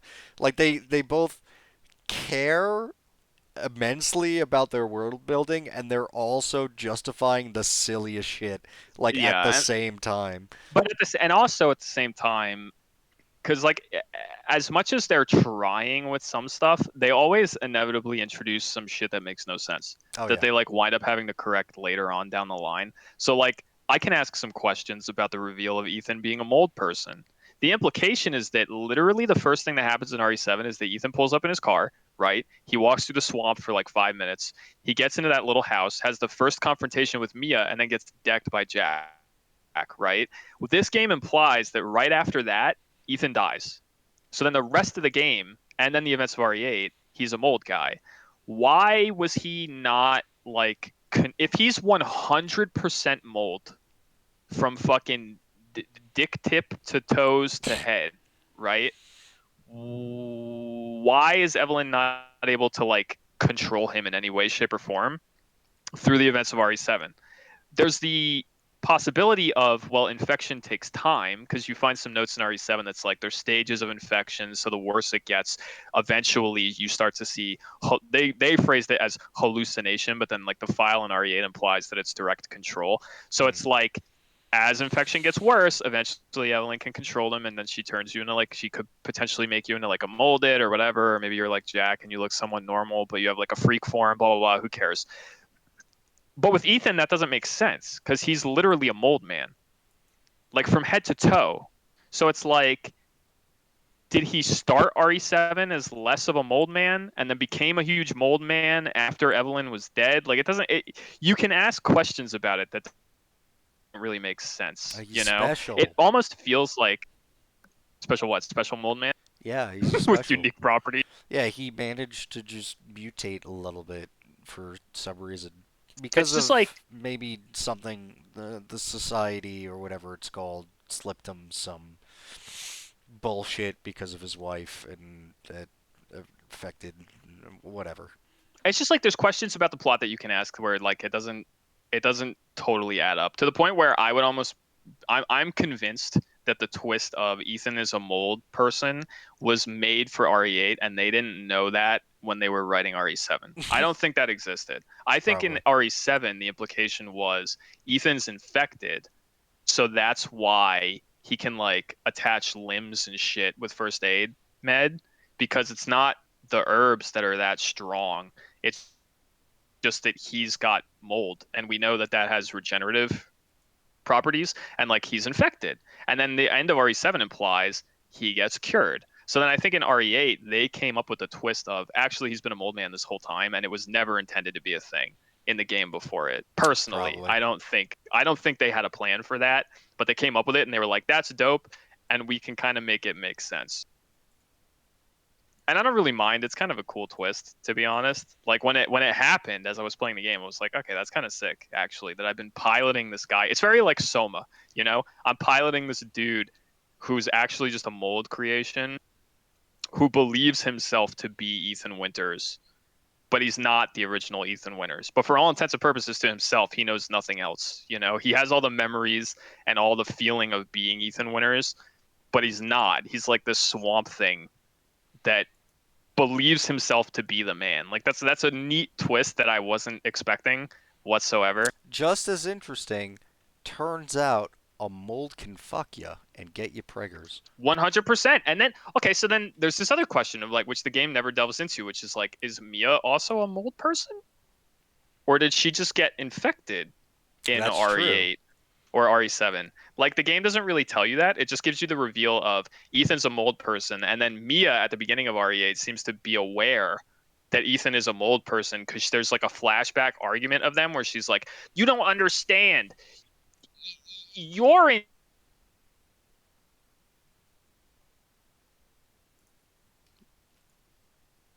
Oh, we lost him. Oh yeah, Yeah. that was like. There he is.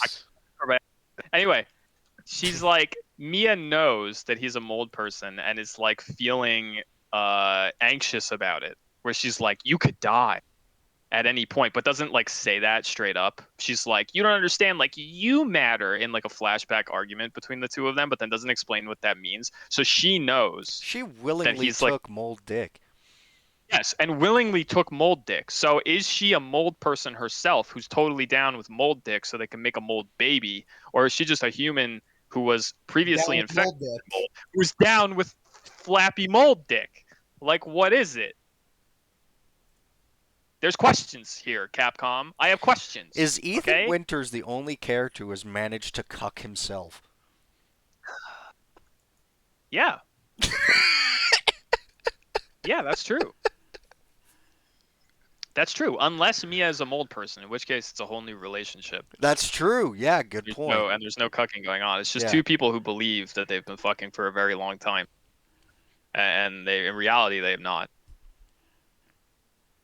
Yeah, But now they are. it's two separate entities, but they just happen to share the same conscious. If the mold is so powerful, right, I that would it can rule that. literally. I would rule that as not cucking since the original no longer exists. But now we're getting philosophical. I wish to continue the philosophical point of this conversation later. If the mold is so strong, right, that it can become a new human, right? Because you even read this in that note written by Zoe where she's going through PSA records and they're like, yeah, and then sometimes the mold just like will just like infect a person and just like overwrite everything and like just become the person, and it'll like mirror its DNA and its nervous system and the brain stem and the fucking mind itself, and you've got a new human made of mold. And you're like reading this and I'm like, damn, the mold is strong. This is like the strongest thing that's ever existed in the Resident Evil universe ever. It can literally create coom, like human coom, That's which true. can then become a mold baby. This thing is strong, dude. No, it's just Dude, such a. my It's my just such a brain perfect is literally copy. just it's like expanding, and I'm like, wow, what the fuck happened to the T virus and zombies? Oh, we've been off that for a long time, baby. I know, but like I haven't kept up with Resident Evil, and just hearing the shit's like, what the fuck? Why couldn't it just be zombies? We're all mold now. It's fucking fungus now. Also, here's a mild complaint about, and I'm not really complaining about this, but I could see some people taking issue with this. I don't give a fuck, honestly. But the mold is a magic creation. Like, it's a thing that the people at Capcom who are making Resident Evil games have decided, like, here's our magic bioweapon shit. It can just do whatever it wants. Like, we're working with something that has no rules, because if you take a piece of the mutant mycete and you put it into one lady and she becomes a 9-foot tall space marine vampire, right? And then you take it and you put it into another guy and he becomes a giant fish monster, and then you take it and you put it into another guy and he becomes Magneto. There's no rules. You know what I mean? We just have a magic thing that can do whatever the fuck it wants to create like a gothic village game where we're fighting vampires and fish monstrosities. To be kind of fair, that's kind of all the viruses in Resident Evil from the I beginning. would argue yes and no. Like the Las Plagas kind of had rules, right? Las Plagas are probably the most I down, but even they had weird things with like Sadler becoming a crab and Salazar becoming a flower and the henchmen being bug predators. You know. Yeah, but you could still kind of see some connective tissue where you would look at them and you'd be like, okay, I can kind of understand how this all comes from a Plagas, right? In Well, that RE8, just makes it more related to like kind of the G virus then, where it's just like this weird parasite mutating thing, and that's why like the G virus, like if you look at different G virus creatures, they look almost nothing alike. T virus just turns things into zombies or big. So like there is a framework and a history that you could kind of no Magneto powers as far as I remember. You see what I mean though? Like with the RE8 shit, with the Kadaos and the mutant mycete and the mold, you wind up with this weird thing where it's like, yes, previous Resident Evil games had weird rules where some monstrosities didn't look like other ones, right? I'm not arguing that didn't exist, but in this game, it's like kind of insane. We go from tall vampire woman to dude with magneto powers to fish monster See, I to don't lady mind. who's normal but has I don't doll mind creation. tall lady and fish monster being of the same gender because it's like, oh, it's mutation and they're mutating differently. Magneto powers are hard to explain. They are, and literally when you read the note that explains his creation, it's like I put a cow in him, and he grew like glands that gave him this like electromagnetic horse shit where he could just like control anything that's like metal. Literally Magneto. Sick glands, bro. And you're like, what's going on? Like this is kind of insane. And honestly, I I think want my electromagnetic glands. What the fuck? most disappointing part of the game for me was Heisenberg. I felt like he was wasted a little bit because Heisenberg in the earlier moments of the game, you see him, right? And he's got this cool design. He's like Bloodborne man. He has this like weird hammer, and you're like, oh my God. And he's got like these magneto powers, and you're like, am I gonna have some like crazy Wesker-esque fight with this dude where he's just like doing magneto shit and swinging a hammer at me? This is gonna be really cool. Then you get to his boss fight, and he just turns into like a generic Resident Evil monster where basically he like absorbs a bunch of junk from like a scrapyard into him and then turns into like this big like basically a flesh mech, like Resident Evil's version of like a flesh mech. That's so And you're cool. like this is kind of wasted potential because he looks so cool on his own that you almost just want to fight him like that. That's fair. I wanted to fight him as a dude in an arena, throwing metal shit at me and like running up to me and swinging a hammer at me. And instead, I got Flesh Mech You that I wanted fight. him to be the Krauser. Yes, 100%. I wanted to play. I wanted to fight Bloodborne Krauser of RE8. That's what I wanted, and instead, what I got was Flesh Mech that you don't even really fight with your own weapons, like you do at the end a little bit, but the most of the fight you fight on in like a turret section, basically, Ugh. and it's just not very fun. Um, That's my one complaint with the game. Everything else about it is insane. The story shit that I just explained is mental. We get a Spencer reference. We get an explanation of the Umbrella logo. Ethan's a fucking mold creation for like 2 entire games. Rose exists. I got a little emotional when like you get to the end of the credits and like Rose is on a bus. And you're like immediately recognize that it's her because she's wearing Ethan's coat that he like Aw. draped over when she was like a kid, you know? She's like a baby in Chris's arms, and he like puts his coat on her, and now she's like college age, and she's wearing the coat, and she's in the back of the bus. And it's a very like emotional scene. And then you have the moment where they like shit talk her and call her Evelyn, and you're like, "What the fuck are you guys doing? This is literally a super person made of mold." Clearly setting up a Resident Evil 9 where Rose is like the main character, probably, unless they decide to do a plot between when she's a kid and when she's older, unless she like ages at an accelerated rate because she's a mold person. Like that's not explained. Game's cool though. The plot is fucking insane. The implications are nutty. The gameplay itself is extremely fun. I know I just bitched and complained about Heisenberg's section, but like everything else about the game except for maybe the Beneviento boss fight is awesome. And I highly recommend it. I think it's way better than RE7. And I liked RE7, but I think this game is way better than RE7. Fucking 2 thumbs up, dude. Like it's a fantastic game. I eagerly await controlling a mold super person in Resident Evil 9. That probably has an emotional scene where she like reconnects with a fucking Mutamycete consciousness and sees Ethan or something like that. We finally get a Oh, model of don't even do that. I guarantee you they're gonna do that. Do you think they're not? No, I bet they will, but don't put that in my fucking head. I- That will make me upset. I guarantee it, dude. See, there's gonna be a moment where she reconnects with the mold and has that same like hallucinatory experience and has a conversation with Ethan. They're totally gonna do that. Like here I am meeting my father that saved me.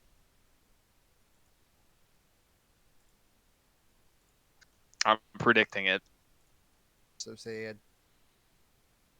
That's pretty much my week. That's my long-winded fucking RE8 review. The game is insane, and I like it a lot, and I highly recommend it. Even if you're not willing to pay full price for it, if you get it on sale, like in the future, even with me explaining everything to you, the gameplay itself, in my opinion, is worth experiencing.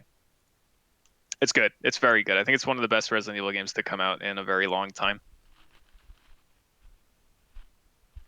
There's moments near the end before we get off this, just to touch on gameplay, like very briefly. There's moments near like the last half of the game that feel more like RE4, where they give you like these nice big environments to like juke enemies around in, and you're fighting like these really interesting enemies that require like a certain strategy and shit. And it's very RE4. Near like the last half. The first half doesn't have as much of that, and that was one of my bigger complaints with it last time I talked about it. But later on, you get some fights like that, and it feels insanely good. So I highly recommend this game. Even knowing all the plot shit, like it's totally worth playing it, just for the experience. Yeah, that's pretty much my week. 2 thumbs up. RE8 is very good. It's gonna be one of my rare fucking 2 thumbs up reviews. Nice. Pretty good. Robbie. Let's see. I played some Gunfire Reborn, some Warhammer 40k Mechanicus. Both have been a lot of fun. How's that going? How's the Mechanicus experience? It is a pain in the ass, and I'm halfway to fucking losing because the fucking Tomb World is awakening, and every time I think I'm doing good, a new fucking mission will pop up, and I'll be like, okay, this is all right. This is a normal one. Okay, we could do this. You guys are all like almost max. You guys all have like 2 tiers of different shit on you. You guys have like 4 armor. Most Necron guns don't deal more than 3. Wait, why are you guys dying? Wait, what's happening? Why? Game, why? Why? Load the game back up. All right, let's try this again. Let's try it again. Maybe it was my positioning. Maybe I just did poor positioning tactics.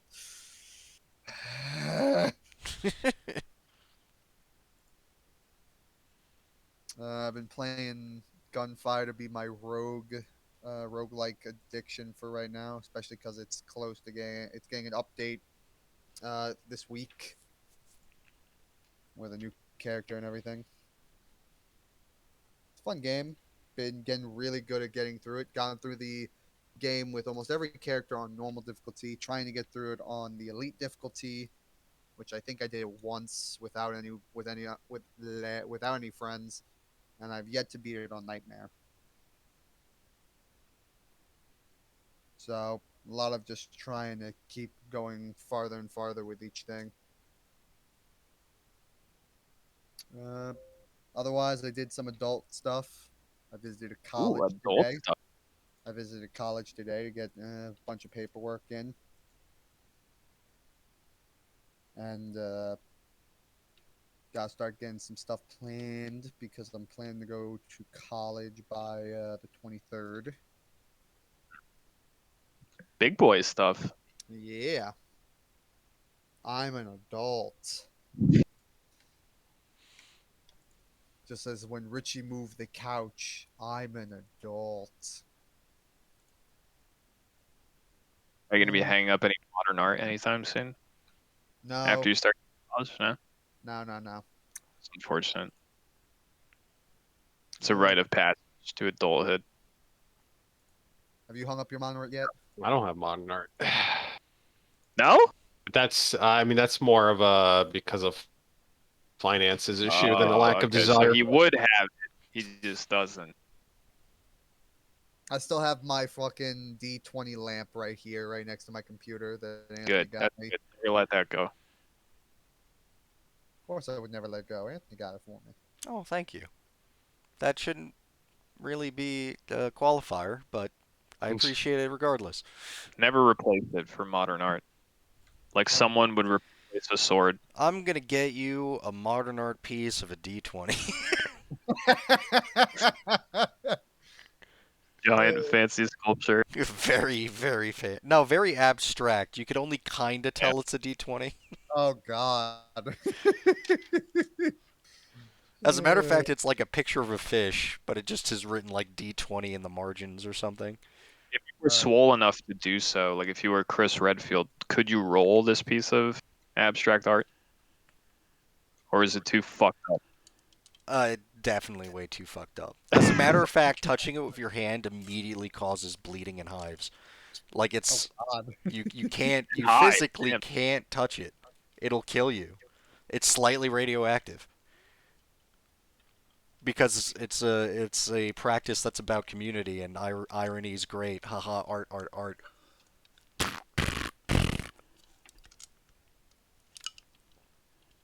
If you like modern art, stop listening to this podcast. Or deal with all our terrible jokes about it. No.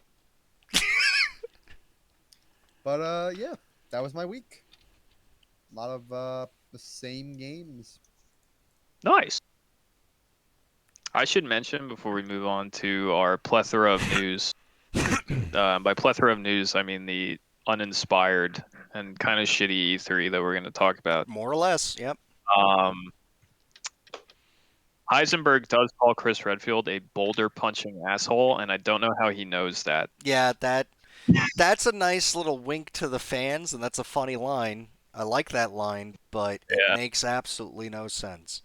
No sense at all. Unless later they put in Easter eggs that it was like really publicized for some reason, which kind of goes against the whole cover-up narrative. But if there's like an interview of Sheva, it's like the hero who saved the world, and he punched a boulder for me, and then like she told everyone about. Or there was like footage from the helicopter that was like spiraling the Wesker fight at the end of RE5, and it was on the news of him. It became a meme in universe.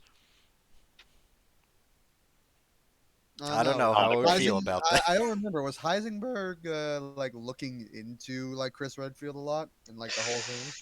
I don't remember because that could be a weird explanation. I know he talks about Chris at one point. Like he refers to him as Redfield even before the Boulder Punch line, I believe. I don't know if I can't remember if you find notes explaining that he's looking into Chris. There was so much fucking information in that game, dude. I think some of it leaked out of my mind. Yeah, that's fair. why I'm saying like it could have been that he was actually looking into Chris, and that's It's possible. Yeah, but still, it was literally just him, Sheva, and Wesker in a fucking volcano at the time. Question how anybody else knows about the Boulder Punch. That's fair. Again, But yeah, maybe it was, literally like, the only Sheva or thing would be like either Sheva and him later would be like in the after action report. It's like, and then I punched a fucking boulder. It's pretty radical. Punched a fucking boulder. I mean, if you punched a boulder, you were able to punch a boulder. Would you not tell someone? I would absolutely tell someone Yeah, I about would. that. You guys would hear about that instantly. I would text all of you. I'd fucking FaceTime you. It'd be like, yo, listen, you're not gonna believe this. But I punched a boulder. Look at this boulder. I just punched this. Also, And I'm then in I a killed volcano. Yeah, it's pretty sweet. I'm the savior of humanity. I stopped Ouroboros and the complete global saturation. It is currently not saturated because of me. Very not sat. Do you feel saturated? No, that's me. You're welcome. You're very welcome. So before we get into E3, let's take care of the other I'm news excited. first. I would say. Oh, you know what? It's like the No, biggest fucking thing. But that's what I mean. Is this going to go on and on? Who knows what like paths it'll take? So let's get this other stuff out the way so we can just ramble on it until we're done. All right, well, let's talking. do quick then. So we can feed me the dumb shit. Hackers hack EA. That was the thing. I Yay. didn't read that article. What did they didn't get? either. Post it. I didn't even read it. Nice. They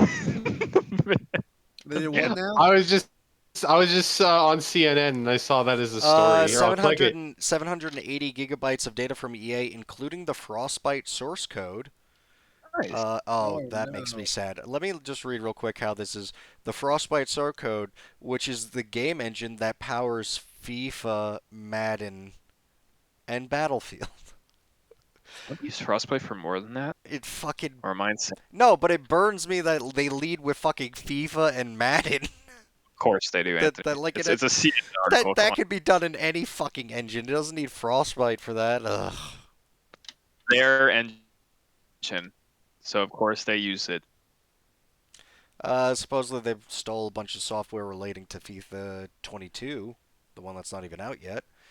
Those monsters. And by their engine, I mean it's Dice's, but because EA lords over them. It gets used for all kinds of other shit that EA publishes. It wasn't a ransomware. They just stole a bunch of shit. Hadn't asked for shit. Nope, no As a ransom. Okay. Just, Interesting. to be fair, if there's any company to just wound because it has wounded you, EA is at the high on that list. Well, figure it, I guess. Don't be so shit, EA, and people won't randomly hack you. Or EA I is mean, that's being probably not why they hacked them. They just hacked them because they hacked them. But I mean, it has nothing to do with the because they hacker have fat dislike stacks of EA. cash. No, but then they would have made a demand, I think. This has personal The written all demand's over it. coming. Think so? Do you think they're just doing it to leak source code? I'm sure there's money in that. That's some like corporate espionage shit. We in Shadowrun now, boys. They're gonna go sell it. They're gonna go sell the source code to fucking Activision or something. Sell it to Konami and they'll just put it on a shelf right next to fucking Fox Engine. Lock it away. Put both of them next to the fucking Ark of the Covenant in some We warehouse. can't wait to never use this. Thank God we can never use this. Capcom suddenly works it into all of its like box art for the next 20 years. We only find out about it later. RE9 all over it, all over its heart. And we don't realize it until they're hacked again. And it's like, oh, this is the Frostbite source code, you fucking dicks. What are you doing? That's pretty much That's that the thing. story. Do The something next else. one is the weird live action Resident Evil. Catching a Yeah. lot of eyes because Lance Reddick is Albert Wesker. Let me preface this with there are a lot of nerds who get upset over representation. No. Lance Reddick is fucking awesome, and he's going to kill this role. It is a very strange casting, and interestingly enough, the outline for the story seems everything not Resident Evil, where like it's about Wesker and his kids. Yeah. It's a very weird like. So yeah, weird casting choice number one, but everything else seems so different. It's like this is gonna be not Resident Evil, but they slapped the brand name on it for some reason. Kind of. That's honestly what it seems like. It's like we got Lance Reddick to be Wesker. Will he act like Wesker from the games? Like, maybe. Like, I don't know what the inspiration for his fucking performance will be. But like the story is like hard fanfic, where it's like Wesker has two daughters now, which was never a thing, and they are the focus of the plot. And like the story is that like a virus essentially succeeded in like completely fucking up the earth, so it's like basically post-apocalyptic, and like we're following Wesker's daughters This is. I really as the hope that this protagonist. is not Doesn't gonna really just be like The Walking Dead, but just with the Resident Evil branding around it. I don't know. It's like All some I sort of know is that drama. that's what I read, that like that's the basis of the plot. I don't know what they're Very doing with it. strange. Will this be like post Wesker being like a superhuman? Will his daughters also be superhumans because they're his daughters? Will Wesker be a good guy? Will this be some weird kung fu show where they're all just like kung fu fighting zombies in the post-apocalypse with Will they Wesker even be Matrix zombies? powers? Will they be mold? Maybe, who knows? Well, we don't know what fucked up the Earth. Are Anthony. they? Well, hold on. They could be like he could only exist maybe in flashbacks, like, since it's following the daughters, and Yeah. they could be doing like a generational redemption thing because they keep flashing back to when their father, Lance Reddick, succeeded in complete global saturation, which is why the world is the way it is. That's why he's black, Ouroboros. God, Anthony. Who? Next story. He's saturated it all. He plays White Nago Ryuki. Shut up, you fucking dick. Alright. Got him. You did. Got him. The next story is Bayonetta 3 still exists. This semi-related to E3 because it wasn't mentioned, so people were pissed. And then Kamiya was like, "Shut the fuck up, we're working on it." I fucking love Kamiya. Kamiya's great. Kamiya is like a guy with a mild anger issue that works really high up in games development, and he just like doesn't give a fuck. He's just like, yeah, okay, so Bayo 3 wasn't at the Nintendo conference. Please shut the fuck up. Like, it's not dead. He literally, in the article, he's like, I'm sick of hearing people be like, is it dead? What's going on? That's a dumb thing to say. Shut the fuck up. Like, that's not an exact quote, but that's actually closer than you think to what he really said. Let me read the actual quote. I get why people say hurry up and release info or show us something, but reckless remarks like has development stopped or I guess it's been delayed, etc. are nothing but annoying public waste. What a badass. Wow. I love Fucking Kamiya so Kamiya, dude. much. Is that guy still banning everyone from his Twitter? Oh yeah. Or I assume he is. Did you hear the sub story where he blocked his own company? No. Is that he was at a party and got drunk and passed out, and someone balanced a figure on his head, and the company posted that picture to Twitter, and then he blocked them. He probably did that as a joke. It's gonna become a meme that he's like the guy that blocks people. Oh God, what a great guy. I still love that picture of him in high school. Have you ever seen that? I'm gonna send it to you right now. Hang I on. think I have. That sounds familiar.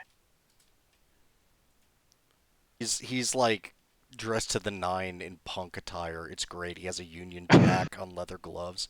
It's fucking amazing. I think I just found it. Oh, nice. Post that shit. At least I'm assuming this is what you're talking about.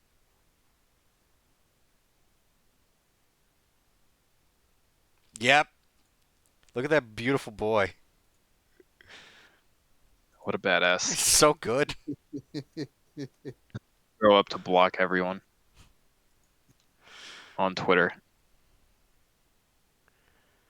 Oh God. That's for sure going in the podcast as well. And that's it for news except for all of E3. Which, how the fuck do you want to structure this? There's a lot. Bro, I I think don't we should know. just Let's start with the beginning. Well, Start with the first thing that got announced. Like we had Summer Games Fest. let's start with like a summation. This E3 sucked. It sucked a lot. This is how I would like sum up this E3. It started out pretty good because we got Elden Ring on the day, technically the day before true E3. Then the meat of E3 was ass.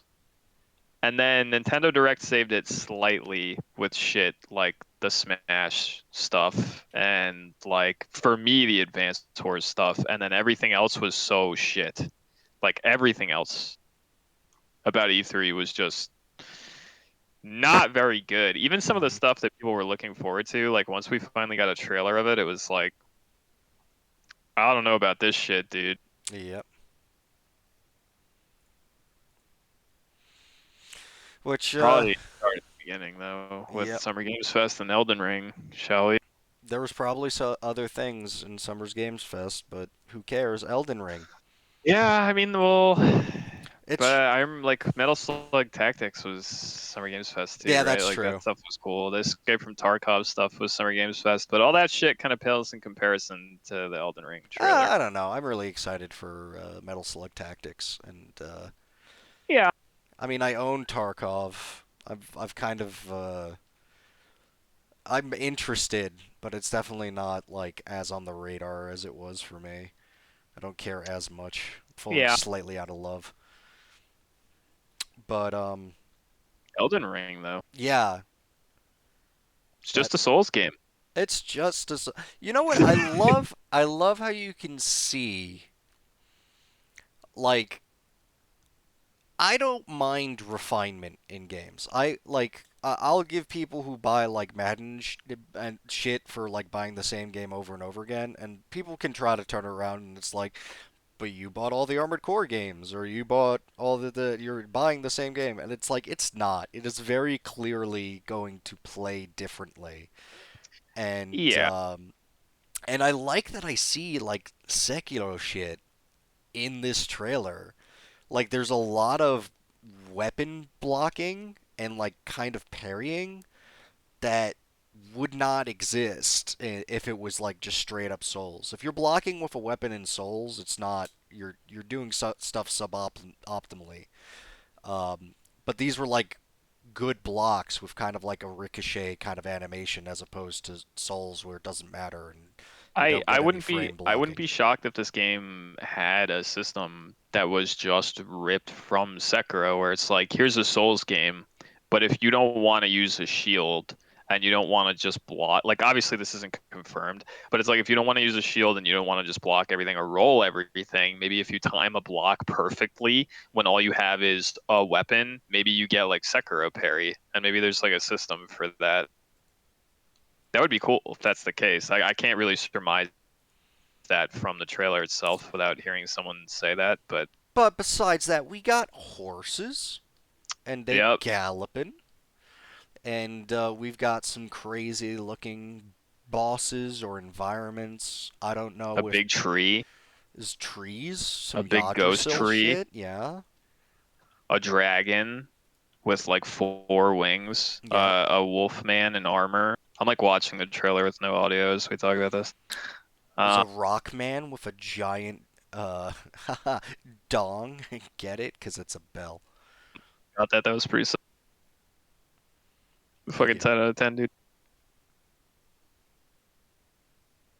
I think someone from FromSoft, I think it might have been Miyazaki himself, did an interview actually that gave like way more information beyond this trailer. And I Yes. didn't read the interview myself, but I heard people talking about it. And apparently he confirmed that it's like, yeah, there's like a single like hub area, and then you're gonna go to like six different worlds to fight like six different bosses, and they'll all be very different from one another. And then he confirmed that like weapon arts from DS3 are like in this game, but they're more Sekiro-esque, where you're not actually tied to using them based on your weapon. You equip them independent from the weapon you're using. It's like a separate thing. So you can like use whatever weapon you want and be like, I want to use this weapon art or whatever. And they'll have different, uses. Mm. And then he said something about there being like spirit things you equip, and that like some of them might just be absolute dog shit, but have like alternative uses or something. I don't know. I was a little unclear on that part.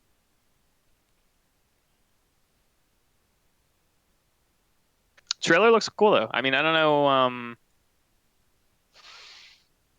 I don't know how what he's saying about a hub and then going into six different worlds. Is the hub going to be like the open world where you're riding the horse? It could be, I, or I'm a or or it's kind of like the open, or those sections are kind of like open world instances, and you have like maybe a demon souls kind of base where you're touching archstones to go to them and shit. My Uh, only concern is like I hope the open world stuff isn't pointless. Like I hope it's not like open world just for the sake of being open world, you know what I mean? Like if it has yeah, a section that's very big, which it looks like it does, like it looks different from a typical Souls game in that there are clearly sections that are large that necessitate the usage of that horse, right? But I just hope there's shit to do in those areas and it's not just big for the sake of being big. You know what I mean? yeah. To just like walk around in it and be like, oh, it's an open world, but there's like actually shit going on that you could like stumble across and have to deal with. Other than that, though, I mean, it's a fucking Souls game. Like, and honestly, I'm perfectly fine with that. Doesn't have to be anything else. I'm more than fine. I find some of the I was watching Max's like take on this trailer, and he pointed out something that I kind of agree with, which is that you see some stuff in this trailer, and it's like some of it looks very like Dark Souls 2-y. Like the lady in the dress looks very like Emerald Maidenish. Some of the armor designs are like super reminiscent of stuff from DS2 with like its weird, almost like Norse-ish kind of vibe in some of the armor. Like there's moments in this trailer where I see shit and I'm like, that really reminds me of Dark Souls 2, which is interesting considering that most people, not me, but most people don't like Dark Souls 2. To see elements of its aesthetic that are very reminiscent of it. Well, I think aesthetically, no one was really super against Dark Souls 2. It was more for like the lighting system being basically removed from the game. That sucked, and other kind of choices like that. There's this kind of like autistic complaint about Dark Souls 2 that I never really got, where it was like, oh, the layout doesn't make any sense. You go on a windmill and then you're in a volcano? What? And that never really bothered me. I dislike Dark Souls 2 for other reasons.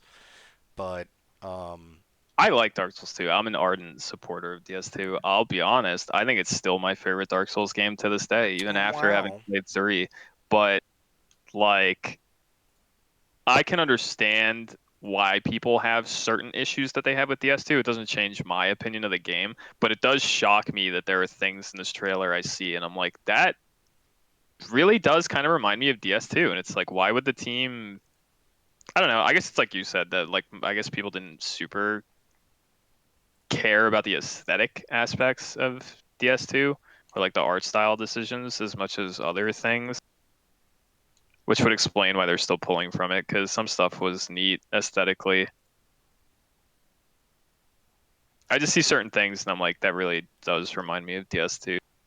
But the trailer's cool. It's just a fucking Souls game. I'm excited to see I'm excited to see a little more gameplay. I'll probably do with this game what I typically do with FromSoft games. Now that we have a release date, especially, and I'm probably just gonna black out on it and Yep. not watch stuff Yep. from this point forward. Like I got my one trailer, I'm good. I don't think I'm gonna watch anything else because I don't want to be spoiled on anything. I just want to experience it. 100%. But this was good enough for me. I got confirmation that the game fucking exists outside of that leak. I saw enough to get me excited, and the game looks good. It's a FromSoft game. It's a FromSoft Souls-like game. It's probably not going to be bad. I think it would be hard for them to fuck this up. I would say impossible even. But because I mean, even though I walked away not liking Dark Souls 2, I still the worst Souls game is still miles better than a lot of games that come out these days. See, I'm the maniac. I don't think I've ever said this on the podcast, but I'm the maniac that dislikes Dark Souls 1 the most of the trilogy. That's fair. I don't think that game's as good as a lot of people give it credit for, and I know some people would burn me at the fucking stake for that, but I think it's true. I think 2 and 3 are both better in the ways that I like compared to DS1. Especially like PvP in Dark Souls 2 is fucking unparalleled. No, yeah, I don't. No one should argue that when it comes to character building choices and like how they're all kind of like even. Yeah, Dark Souls 2 is definitely the most diverse in a build standpoint. Like PvP in Dark Souls 2 is so fucking good, and like I'm just gonna be honest, I like the lore stuff in Dark Souls 2. I like it a lot. I like the weird oh shit, what was his name? Lord something with an A. The guy you go through his house and you find all of his crazy science experiments and shit. Oh yeah, I like that Aldrich. whole shtick. I like the girl with the cool helmet, the mask/hat thing, and she would like her whole arc of like encountering her and her like slowly losing herself throughout the course of the game was like very well written to me. It was more interesting than a lot of stuff from other Souls games for me. I thought the King was kind of neat as a character, including like his last revelation when you can fight him if you choose to. Like there's aspects of Dark Souls 2 I love a lot. And honestly, I think the three PvP or not the PvP, three DLC sections of Dark Souls 2 are like some of the best Souls like content that's ever existed. I think those DLCs are fucking phenomenal, even in comparison to the vanilla games. So like I don't mind them taking stuff, even if it's just aesthetic from Dark Souls 2 for this, because I really like Dark Souls 2, and that makes me a fucking heathen. That's fine. You're entitled to your opinion, man. PvP in that game is And most fucking good. importantly is you're able to, you know, rationalize and explain. PvP in Dark Souls 2 is so good. I remember when Dark Souls 3 came out, and I was like, this game's awesome. Like I like the environments, I like the bosses, I like the enemies, all this shit's good. But then when I started playing PvP, I was like, this isn't as good. It just feels like weighted, and like dudes with big weapons and like super armor was so overpowered in three's PvP. Two just felt like way more fluid when you were fighting other people, and they had all those awesome like PvP like uh oh my God, what covenants that you could join with like the Yeah. little crazy puzzle arenas that people had to like run through while you were like trying to kill them. It was so fucking cool. Some really neat PvP concepts in that game that unfortunately didn't really carry over as well to 3. I hope this game has shit like that. God, I hope this game has shit like that. I can't remember the name of that one covenant, the one in like that cave area where they had to run through like the spike traps on It the was wall. the Rat King. What was it? The rats, right? Rat Covenant. Yeah, yeah, I think it was that one. I remember there was 2 areas for it though, I believe, but there was Correct. the one in the cave Yep. that was like super fucking sick. I used to just park my ass there all the time, and it was so cool too because the person who was trying to make it through was actually like the spirit, I think, and you were yourself, Yeah. which put this little interesting spin on it, where it's like I feel like less of an asshole for doing this because I'm the one putting shit on the line if I die, like my soul memory and whatever. Not that it was hard to get it back, but like I'm not fucking them up. God, I hope this game, if this game's taking like aesthetic inspiration from 2, I hope they have covenants and shit like that in this game. That would be so fucking cool. They're probably not going to, but I hope they do. I mean, fucking Elden We'll Ring hype see. machine is in full effect after summer Oh games. yeah, for sure. Well, I mean, I've been very open that I'm a FromSoft fanboy, and I also have a Dude, but not secret. for the same things. I also have a secret wish that like when this comes out, then they could finally work on the new Armored Core. Yeah, I knew that's where you were going with this. But no, but even without that, it's like I've played nearly every FromSoft game and I've enjoyed nearly all of them. Ninja Blade wasn't great. Um, It's ass. I watched a video of someone playing that recently, and it's not good.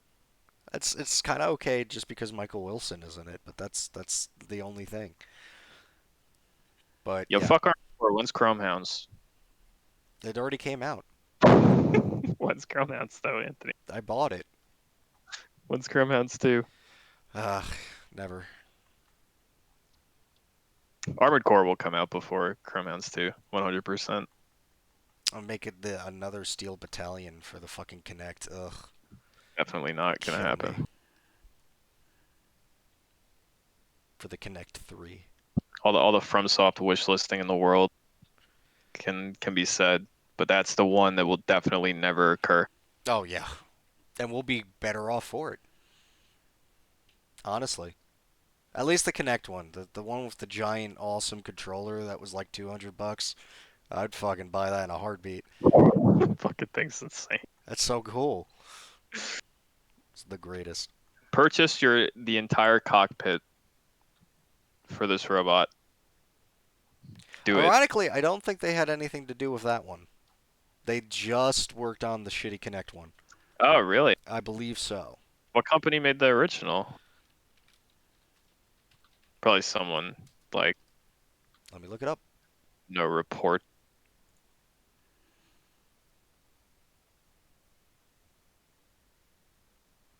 Published by Capcom and developed by Capcom Production Studio 4 Are you fucking kidding me?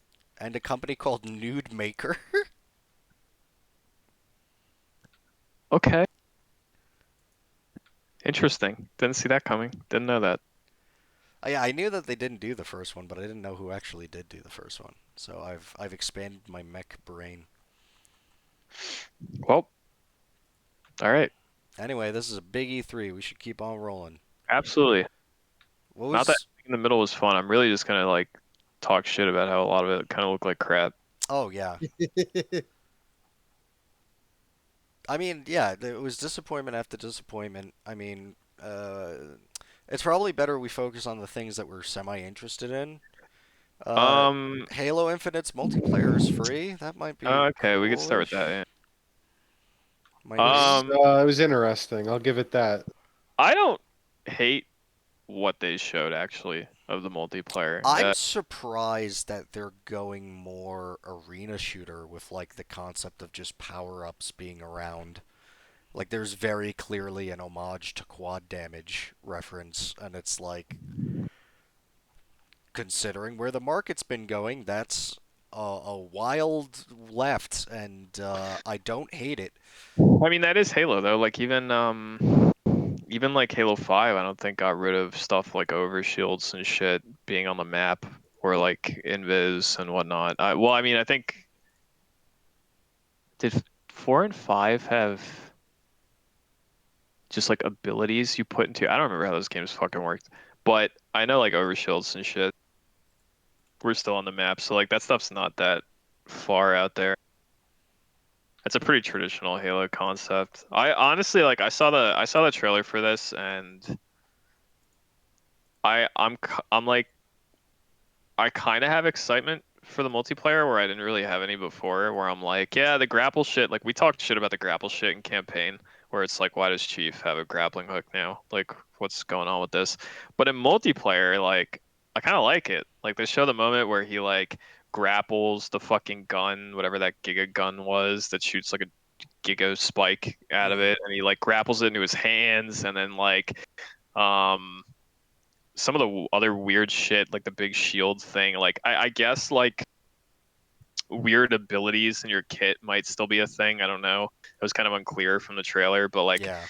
I didn't mind what I saw like the usage of grappling hook in multiplayer and it looks like traditional Halo multiplayer. I didn't see anyone doing like maybe I just missed it, but I didn't see anyone doing like Halo 5 shit where in Halo 5 they gave everyone that like little jet boost dash thing where you could like boost dash to like the left or the right or behind you or like forward or whatever like once and then it would put it on cooldown and that was just like a universal thing everyone had and it was like a neat little twist but it was very like un-Halo. I didn't see that here. um I just saw like normal Halo gameplay that I've come to expect from Halo for like years, just with this grapple shit in it, and I don't mind that. Like I'll play that. I mean, it's free, so like fuck it. Yeah, that's the main thing. Is it's free, so it's fuck it because they're gonna rape this game with cosmetics, boys. Oh, Holy shit. 100%, dude. So, all right, Oh, yeah, definitely. I'm very outside the webs and the news and the loop. So this is just free, period. Yes. Yep. There's Halo gonna Infinite Even be without multiplayer. getting the campaign, Yes. they're yep. separate. We talked about this before on the Supposedly. podcast. It's been a thing for a while that like Halo Infinite's multiplayer is free to play. But if you want to play the campaign, you have to buy the game. Well, I mean, yeah, I mean, fuck it. If it's free, why not, right? Which There's means, much like probably gonna Anthony, be battle passes or even yeah. direct buys or something like Yeah. They that. already confirmed, actually. Let me hit you up with a little bit of extra news on this outside of the trailer. They already confirmed, maybe in an interview or something, or some statement they made somewhere.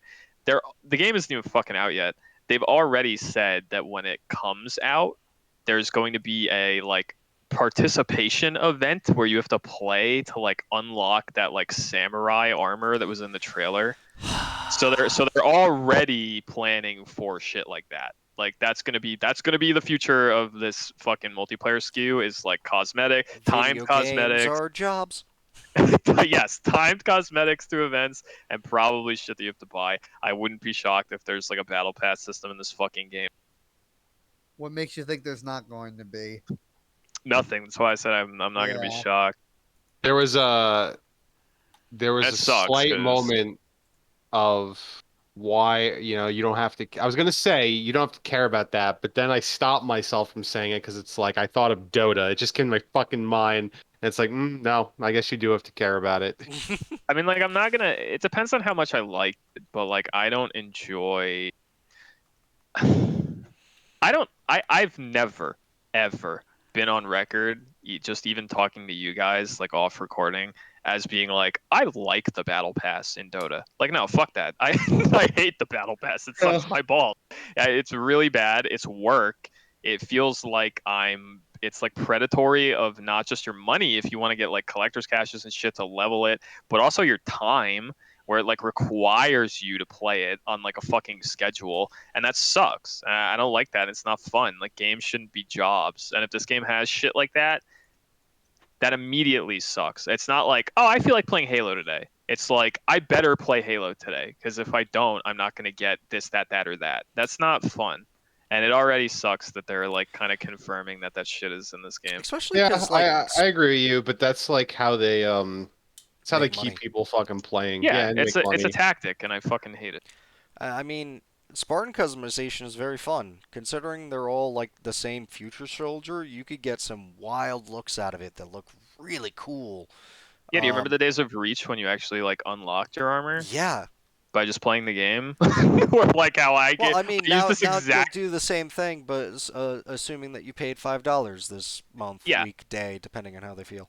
Or you'll do the same thing, but if you don't put in enough time between this date and this date, you're never going to get this piece of armor ever again. Blah blah blah, so on and so Unless you forth. get Like really lucky and it shows up in the store for $50. it's just not. I know I've said we've had this exact conversation before on the podcast, and I know it makes me sound like a fucking boomer, but it's like I remember the good old days, man.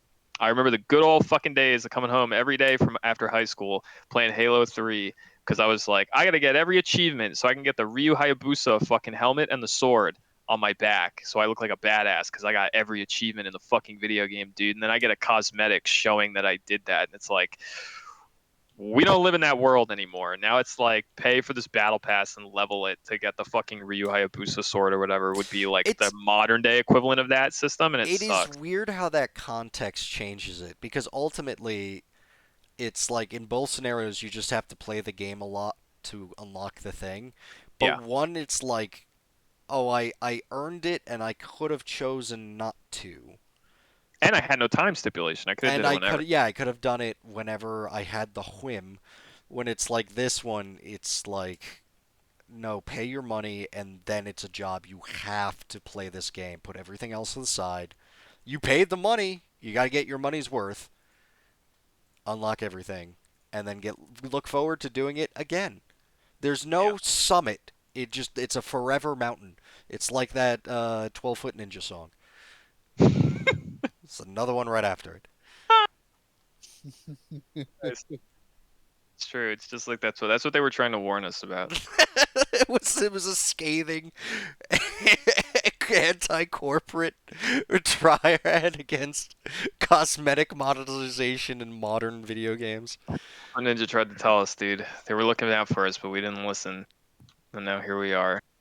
It just sucks, man. It's a real downer. Like even before the multiplayer exists, something I should just be excited for comes with this weight of like.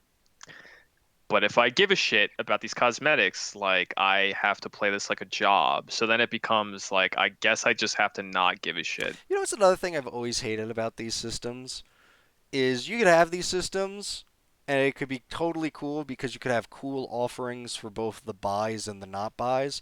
I don't think it's ever once been like, oh, the free skin's really cool. Like No, it's always trash. you want to know the real predatory shit about these systems? And I saw this from fucking day one of when we were playing like Futnut and shit. And it exists in other games too. Like it exists in Apex. It exists in a bunch of other shit. This is the real fucking scheme, right?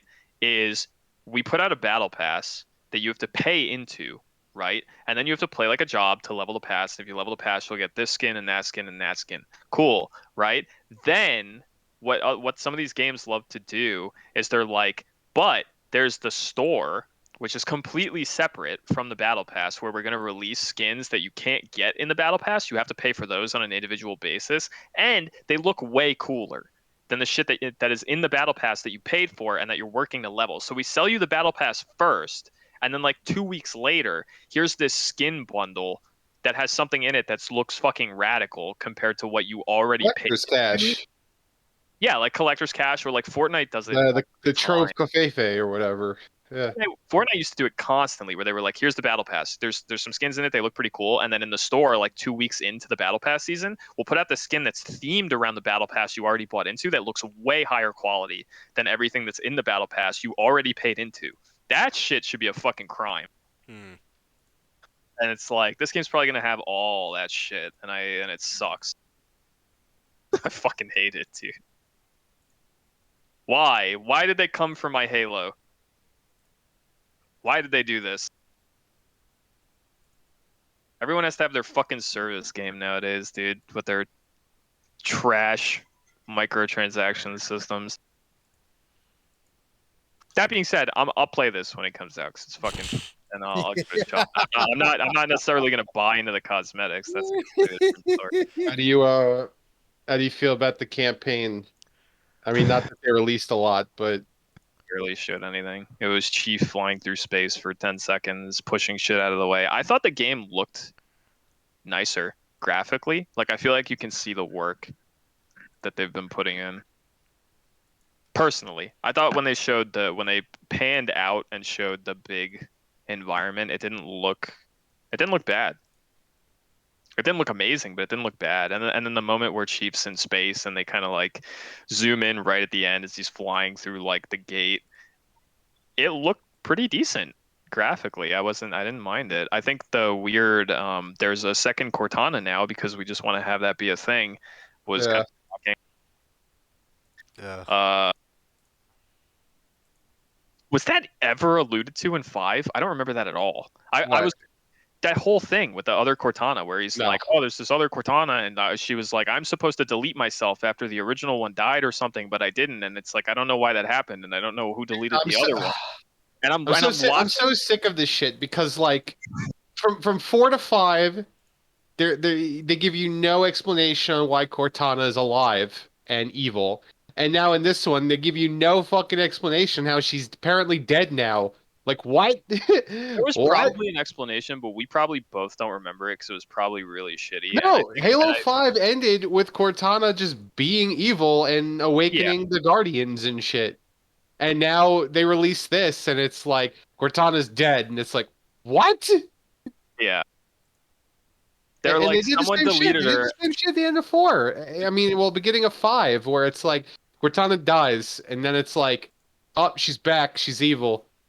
Like, someone deleted her, but now there's this second Cortana that was supposed to run a deletion process on herself but didn't, and she doesn't know why it didn't work. And Chief's like, well, let's find out why both of these things happen. And then he slots her, into the back of his head, and you're like, oh, this is just an excuse to get Cortana back.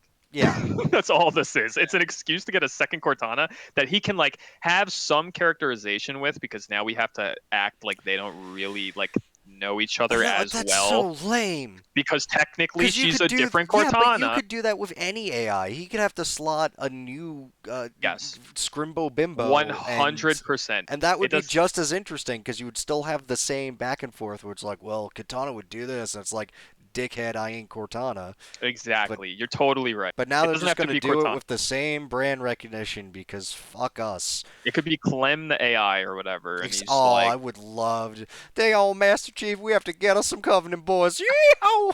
Like, motherfucking Covenant gonna blow shit up. Yeehaw! We gonna stop them, Chief. I forked my sister program the other day, so now there's 2 of them. That's a program. Oh, no. And then he strums his banjo. His digital banjo. As Chief punches Brutes. Brute Man, the antagonist, with the name I can't remember because he's very forgettable. And he's from Halo Wars 2. Aatrox? Sure, that guy. Who gives a fuck?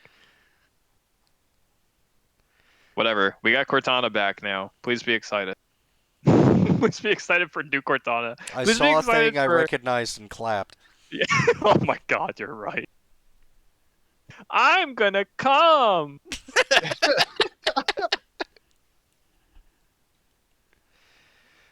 Oh. ATSTs. What ATSTs. what else was in Microsoft's conference that didn't suck? Stalker 2. Yeah, Stalker it 2 was very trailer. clear. It was I hate these trailers, man. Like I liked what it showed because it seemed Stalker-esque. You had your sit down by the fire, you had your mutants, you had your paranormal, you had your anomalies, you had your bandit fights. That's Stalker. Mild weapon customization, all very Stalker good. I hate how these trailers are shot to look like a video game, and it's like so obviously not a video game. I hate it every time I see Yeah. it. You could see, you know where you could really see it? I agree with you. And the moment you could see it plainly is when he's like shooting at the Yes. mutant. And you can see that it's like, this is not, he's not controlling this. Like the weapon sway looks off. You can tell he's not really aiming. It's just like some maybe it's an engine. It's probably clearly an engine, but it's like, this is just some pre-animated shit that's like, no one's playing this. Same with like You with can, the shooting. What always gets me is like video games. You have to like get the center of your screen on a guy to shoot him. But in yeah, all you can these totally ones, tell it's not. they always like lift their arm up like before that like aligns correctly, and and Yeah. it always looks so jarring because it's like that's not how video games do. Hell, that's not even how a real person would do that. It's like you're going for this weird look, which I Here could it was only off. assume is inaccurate on purpose, and I never understood it. I hate trailers that do this. I mean, like, I assume what we saw was in engine. Does that mean that's what the game's going to look like when it's out? Maybe not. It's probably doctored. We know that that's what Oh they yeah, for do. sure. Fucking thing. Everything winds up looking prettier than it actually is when it's in your hands. That being said, if it looks like even a semblance of that, the game does look pretty fucking nice. Which is impressive because boy, Stalker looked like shit even when it came out. Yeah, you But gotta get some mods to make that shit look nice nowadays. which is fine. Like looks aren't everything, but Oh yeah, I they're not. wonder how many systems they'll have. Um, it'll be interesting to see how this game develops because I would like to see. I want to see more of it. They alluded to a lot of systems. Gun customization in Stalker was very specific. You had to go to a gunsmith. You weren't a guy. Like, you can do that shit. You were just a dumb stalker. But in this one, he's like swapping out like silencers and scopes. Like, how deep does that go? Um, there's implications of factions. The guy talks about, oh yeah, you would join the scientists. So, like, is there plot stuff of freedom and duty? The railgun looked sick. I loved the animation on it. I hope that translates to game because that Yeah, was I mean, awesome. there was moments like including that looked pretty cool. Once again, you have to ask yourself like how much of this is real, you know? Only one way to What's gonna find out. be like when it's in your hands. Was there a release date at the end of the Stalker trailer? I don't recall. Let me look at it really quick. 28th of April, 2022. There you go. Yeah, there was. A lot of release dates for 22. That was a theme of the C3. There was a lot of stuff that got shown, and then they were like, but not this year though.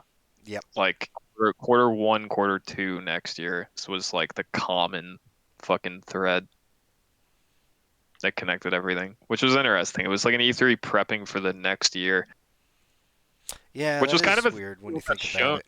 It's fucking weird, and it was kind of a. I think that's why a lot of it didn't even look that good either. It's like people didn't have shit to show, and I think maybe a lot of these companies showed up and went, "What do we got, man? Because this other thing we're working on ain't ready, and we don't got shit." And then they just showed a bunch of crap instead of stuff of note.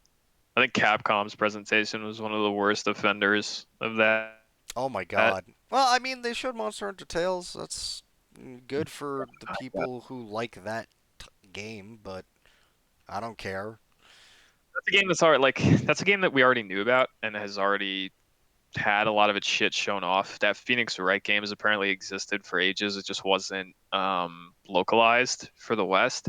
So like they didn't show anything super intense. And then the only interesting thing they showed was like a text slide being like, "We've greenlit DLC for RE8 as a result of the positive response to the launch. We've just begun working on it now." And it was Yeah, literally like a that's insane. PowerPoint text That's such slide. a weird thing to even like announce is like So we've strange. decided to do this. Because that's not even guaranteed that it's going to come out. There's plenty of projects that get canceled in development. It's like so Yeah. bizarre. It's also strange. It's strange for a few reasons. It's also strange because that implies that they didn't have enough faith in RE8 until they saw numbers after launch to greenlight DLC. Whereas like RE7 had DLC quick. Like they were already figuring that shit out. This one they were like, we'll wait until the game comes out and we see if people like it, and then we'll start working on it, you know? It's kind of nuts. Oh, I have to mention something because I know you guys didn't watch the Future Game Show, and there's so little to it that I didn't even really recap it. There is one thing that I need to talk about in the Futures Game Shows just because it's so blatant and shitty that I kind of respect it. Is that it was like an indie game that was coming out, and they were like, "We're big fans of Souls. We like the Souls formula. We made a Souls game." And the game is literally called Eldest Souls. The Souls is in the title. They literally stole like the titling format, and that is outrageously brazen. I guess FromSoft didn't trademark that because it's not a Tales of situation because that would definitely be grounds for no, you can't do that. People are gonna think your game is made by us, you bastards. But I honestly commend them because it is so blatant and brazen. It's like bravo, indie company. Just wear that shit on your sleeve. We played this game and we liked it, so we did it. That's a ballsy maneuver. Everyone else out here just being like, let's call it Mortal Shell, or let's call it Blasphemous or whatever. And these guys are like, fuck it, there's souls in the title. It's literally Eldest Souls. Fuck it. I want the newest Souls game, and then this is what they hand you. Do it. So yeah, high marks for that. Your scumbags, the high marks. both can What be else? both can exist at the same time. Did we miss anything from Xbox? I'm trying to see like links that we posted in Just do Discord. E3 recap. Which, by the way, if you didn't watch this and you're interested, E3 recap. Holy shit! What a great website. Fantastic. I mean, there's a bunch of shit that no one should care about, like Fallout 76 expansion. Atomic Heart has had its like fourth reveal trailer in the past 10 years. Who knows if that game's ever coming out? Outer Worlds 2, Redfall. Yeah, the Outer Worlds 2 trailer was funny. I like that a lot. I didn't actually Where watch they, it. oh, you should, I because will. it's just entirely meta, and they just like shit talk other reveals, where it's like a narrator being like, "So first, well, like it opens up and you see this vista, and the narrator comes on and he's like, first, we'll show a sweeping shot of a vista, and Nice. then this large alien creature, but it won't actually be in the game. You'll never see this again." And then a smash cuts to some dudes running in like power armor, and he's like, and then slow motion footage of dudes with guns running for dramatic effect. And it's just like shit like that the entire time. And then he gets to the end and he's like, and there's nothing to show because they haven't finished anything worth showing yet, except for the title. And then it's Outer Worlds 2. Nice. Very good trailer. Other things to touch on real quick before we just skipped over this because who cares? Ubisoft Far Cry 6. Oh, I saw that. Yeah, It's it's worth that mentioning. game looks zany. It's a little fucking wacky. She's like, it's like the main character is this girl, and you're like driving like cars that you like hit a fucking, you pull a lever while you're driving like this go-kart with guns on it, and then like a parachute shoots out and it's like a flying like car now, and it's like very wacky Far Cry game. Cool. Wasn't expecting some. Oh, and then you get like an attack rooster in Oh Far my Cry 6. god. I'm Apparently sorry, it's wait, like, what? yeah, it's an attack Rooster? an attack rooster with its feathers like dyed in rainbow colors, and it has like a spiked collar on, and it looks like a punk rooster, and you like sick it on people. It's very wacky. Far Cry game. Homeworld 3 was announced, and that was it for 2 seconds. Basically no information about. Starfield. I want to talk about Starfield. Oh yeah, we should talk about Starfield. That's a big one. Even though they showed nothing as well, it was just a cinematic I trailer. saw a giant robot. That's enough to have my interest piqued. All right. It was a relatively large robot. I don't know It how still giant, counts. but it was a robot, and it was walking around. And we got Did to you release. hear the whole thing? You know how there's a ladder and there's like a guy climbing a ladder. That's a big deal because GameBro is such a piece of shit that that would be very hard to do, and that there's actually an interview of being like, no, we actually haven't figured out how to climb on ladders yet. Are you serious? Yeah. Well, the game comes out in over a year, so I'm sure they'll have it figured out by then. Because correct me if I'm wrong, wasn't it November 11th, 2022? Yes.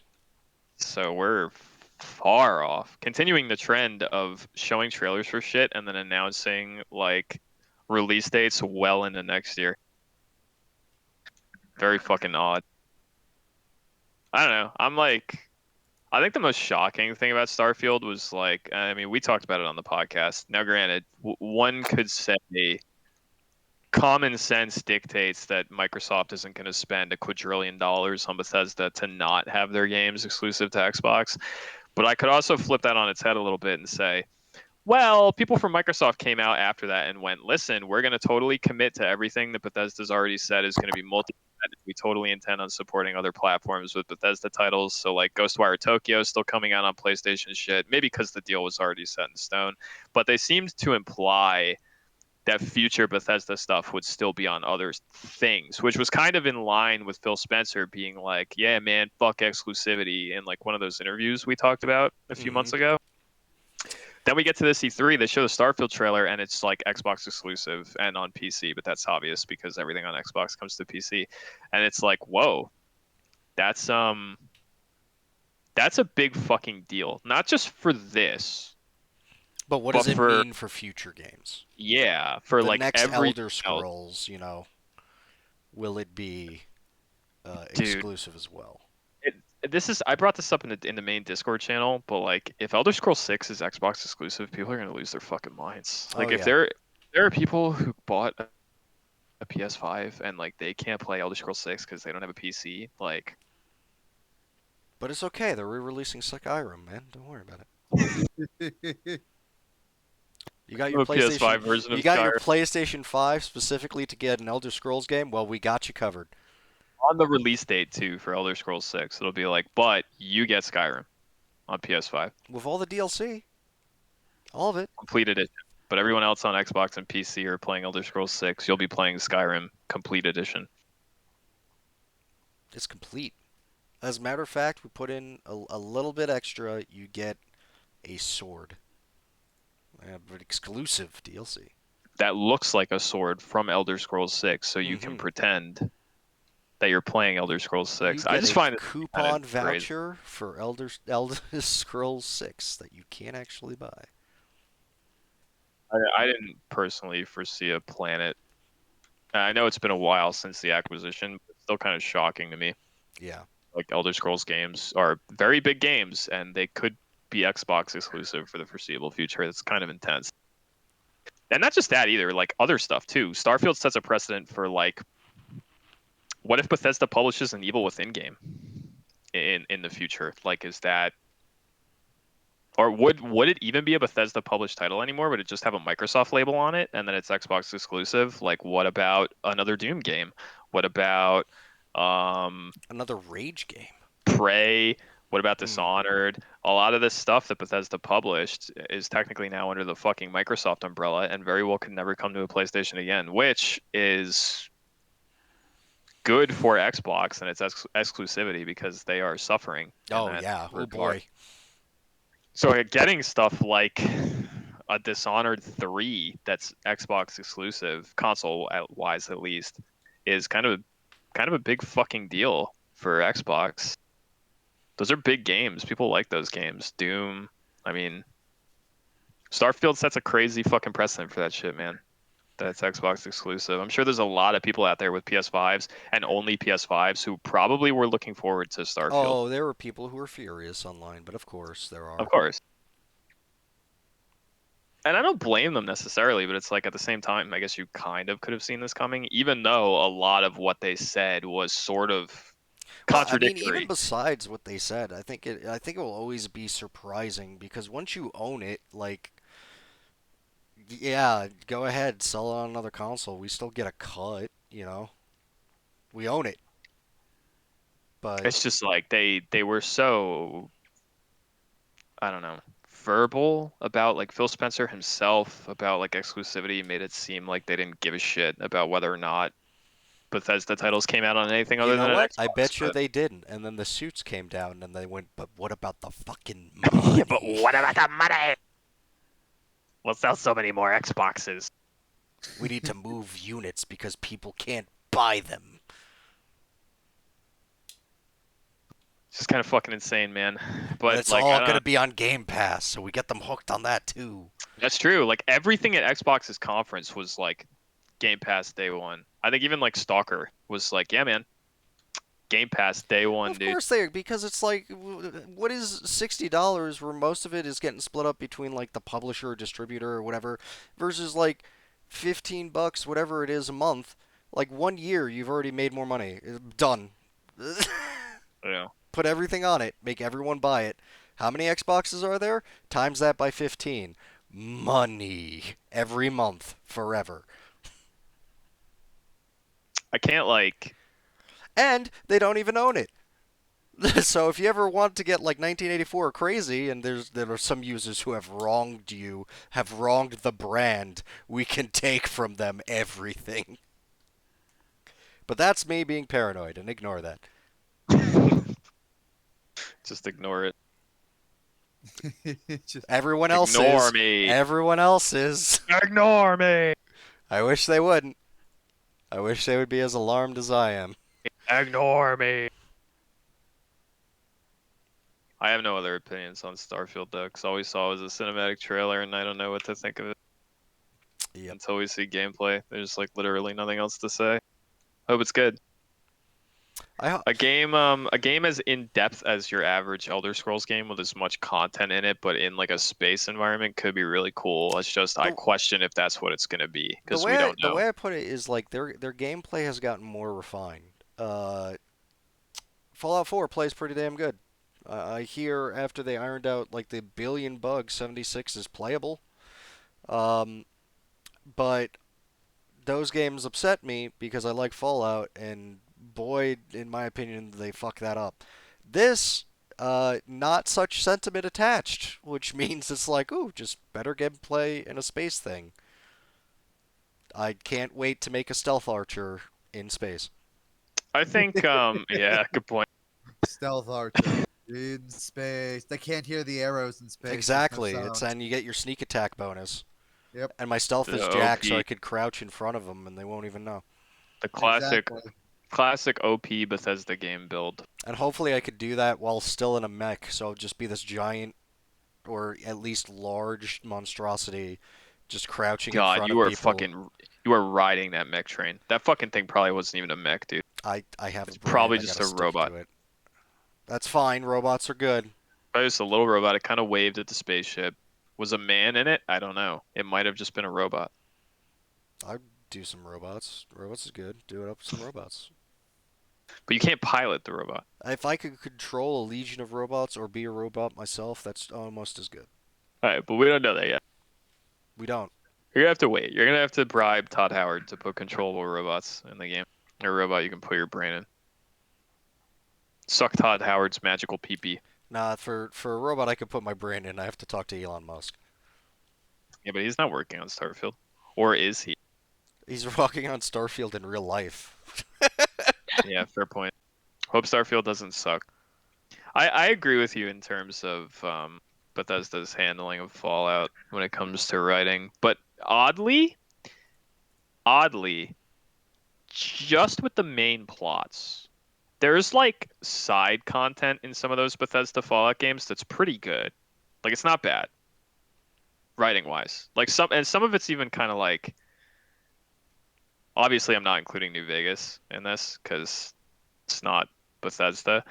But there was side content in like Fallout 3 even that I thought was pretty good. Is the main plot fucking dumb because it's just a boring generic find my dad with a really bad ending and not good writing? Like absolutely. But the games play well and some of the side content's cool. So like I have faith. And they always like handle the Elder Scrolls games better traditionally because it's their own thing Right. that they can't fuck up pre-established lore with. Um Never say never. Yeah, never say never. Elder Scrolls 6 could have the worst writing fucking imaginable in a fantasy setting, but I have hope that Starfield will wind up being okay. Something has to replace Mass Effect. Mass Effect shaped Uh, hole in my soul that EA has fucking ripped out of me has to be replaced by something. One could hope that Bethesda, with Microsoft money, creates a decent sci-fi RPG that doesn't suck balls. But bring me back Mass Effect. Bring me back Mass Effect. no one's bringing it back. Bring it back. No one's bringing it back. Bring it back, but good. Yes, there. Unfortunately, BioWare can't do it. Well, but they're trying. We know this for a fact. Watch, we eat our words. New Mass Effect is fucking good. Oh, I'll believe that when I see it. I will if it happens. Hallelujah! But I'm not holding my breath. Listen, I have wanna see learned it. from my recent forays into the stock market, you never say never. Hmm. It's true. Believe it when I see it.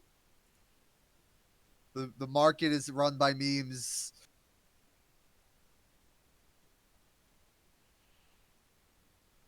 Does anyone else got anything about Starfield? Not about Starfield. No, I mean, like I said, we haven't seen much. I want to see stuff before I get hype. I don't know anything about it. What do we move on to? You want to do Square Enix? Yeah. Because Square Yeah. Enix not good, and I got Oh. shit to say about that. Oh. Chaos. Chaos, though. We Chaos. must kill chaos. That fucking chaos. I want to kill chaos. So badly, chaos needs to die. Chaos control. This I fucking don't know where chaos. to begin with You know what's Square. great? Have you read the character bios for it? No. Because they did like I can't remember what magazine, but they did, of course, like a deep dive where it's like, well, tell us more about it. And they were like, this is Jack. He fucking hates chaos. And this Nice. is his partner Riley. He really respects Jack. And his is the other partner, Johnny. He really respects Jack. And that's it. That's the characterization we're going with. That game, I guess we'll just start with that because we're already making fun of it. It don't look great, personally. I don't know. I think gameplay wise, it looked like it could be fine. So, have you seen people playing the demo? Well. First off, for those of you who don't know what we're talking about by just saying chaos over and Yeah. over, it's Stranger of Paradise, Final Fantasy Origin. We're doing a prequel, baby, and Nomura's DNA is all over this fucking trailer. There are multiple things about this game that I don't like. I don't like the way the characters look. They're so bland. It's And so no. You know what generic. the weirdest thing about this is? This is supposed to be like a prequel to like the first Final Fantasy because it's fucking Yeah. Garland and Chaos, and that's the original shit. But they're like wearing like weird boy band get-ups. There's like no armor anywhere. Like these are three very modern characters. It's like that's what they look like. I think that they don't look like that quite quickly as you play because you equip stuff, Yes. and then they wind up you kind of cover up their really, really bad default design. It still just doesn't like I tuned in really late.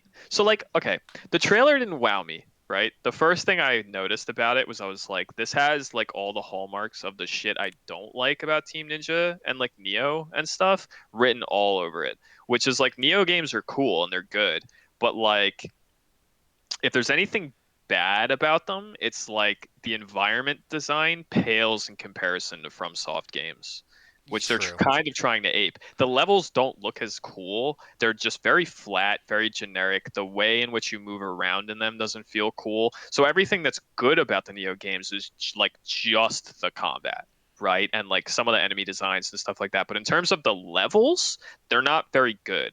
This game looks like it has that same fucking problem where everything is just like bland hallway, bland square room. I tuned into Max playing the demo kind of late, so I didn't see the whole thing. But every environment I saw him walking around in had that same fucking Neo problem of like every room looks like shit. It's all flat. It's all very generic. And he and a lot of people in his chat and me just from looking at it,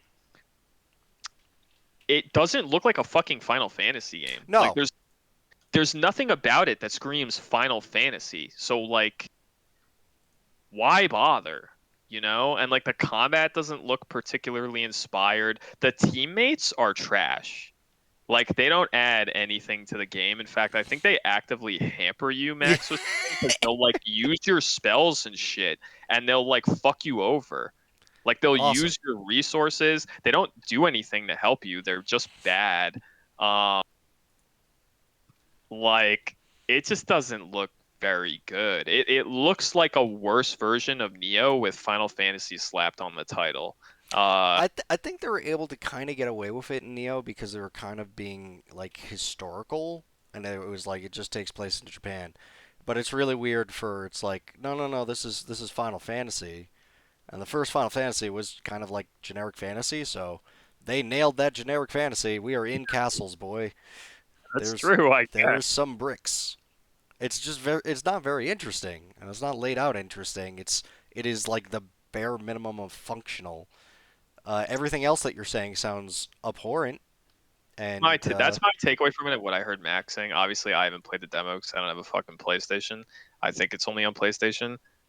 Even if it wasn't only on PlayStation, I don't have a modern console to play it on. But like, um, that's what I've heard, and from what I saw with my own eyes, it's just the environments don't look good. The gameplay doesn't look amazing. It literally just looks worse than Neo. It kind of just looks like a step back, and there's nothing in it that looks like a Final Fantasy game. So it's like, I don't know. why Like, does this unless exist? Is the why does question. it exist, and do they have time to spice this up? Because there was a poll that they asked a forum you could fill out after you played the demo that I saw Max filling out, and I assume anyone can do that, just like on their website after you've played the demo. A form would suggest that they're taking feedback to fix stuff, but like it looks fairly complete, and it don't look great, in my opinion. You know, that's just me. Maybe someone else played it and fucking loved it, but I'm looking at it and I'm like, this has everything about Team Ninja's stuff that's bad in it, and none of the stuff that's good, which is a immediate red flag. Because in the Neo games, you're willing to kind of ignore that bad shit, right? You're willing to kind of ignore that like the level design isn't amazing. It's Well, the not like gameplay is super tight. because the gameplay is super tight. Exactly. It's like what if you took a Souls game, but then you were like, let's do Ninja Gaiden Yeah, combat, you know? And it's like that's cool. That's a neat concept. And then for the people who like Diablo loot systems and shit, you've got a little bit of that in there too, if you're into that. But the real draw is the combat and stuff, and like the interesting boss design, the difficulty of like the enemies and like getting around them successfully. Um, how different each of the weapons are, and even the move sets within. But that's more tight gameplay. It's loop yeah, and that back. too. And like Neo's version of like specking your character and stuff, which is very different from like a Souls game. Um, that's all cool. So you're willing to ignore the fact that the levels fall behind. This game just has the levels falling behind and none of that other dank shit. So I don't understand what's going on. Like I don't know. I don't know who this game's for, but I imagine this game's gonna release to like droves of video game review sites and shit, giving it like sixes and sevens out of 10 or some shit like that. That's probably what's gonna fucking happen. It's a shame because conceptually this game could have been fucking awesome, but it seems like the takeaway from most people is that it's not. It's very average. You could definitely get an entire story about the fall of Garland, like his betrayal and all that type of stuff. That would be a good prequel game. But we got this. And even game was good, right? Let's pretend for a second that this game was like mind-blowing. People were playing it and they were like, "Oh my God, this is better than Dark Souls 3." Like Right. fuck Elden Ring. This is the new hotness. It's so fucking good. Let's pretend for a second that that's the reality that we're living in, even though it's not. What a bad trailer. Just like It could once you look at the script for the trailer and you like Control F chaos and like 40% of the script just like highlights like there's no one that was like, hey, maybe this should get a rewrite. maybe we should reveal a little bit more, show some really dank shit, like anything other than just I want to kill chaos and boring levels and then a small shot of like Garland fight and like Which has to be the end of the game, right? Like how I don't know. I bet that's early on and you lose and then it's like fight your way to him again they literally do or like a something. Devil May Cry type of shit. 100%. It's Yeah. the MC5 intro all over again. Shit, fucking main character even looks like a blander version of Nero, but blonde and older. And more obsessed Actually, with people chaos. I saw a lot of people joking that he literally just looks like a shittier version of William from Neo 1. I mean, kinda. He kind of does. But that's just like Japan's version of like generic Western face. I guess, but even like hair color, it's just like, what if you took the dude from Neo 1 and like cut his hair? Because didn't the guy from Neo 1 have like longer hair? Yeah, he had long, but I think his was like grayish as opposed to like blonde. Was it? I thought he was a blonde guy. Maybe I'm wrong. I could be wrong too. It's been a long time since I played fucking Neo. They made our sequel and everything. I don't know. This game, the trailer didn't really build hype for me. And then if the purpose of seeing content creators play the demo was to build hype for me, it didn't really accomplish it. This has the writings of like if this game I don't even know if this game is gonna have a PC version, but if it does, this has the makings of I'll probably skip this like written all over it. It don't look great.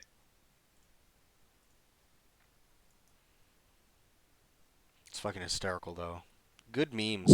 Have to kill Chaos. This was how I was able to get like my cringe fix that I get at E3 on. Now that there was no live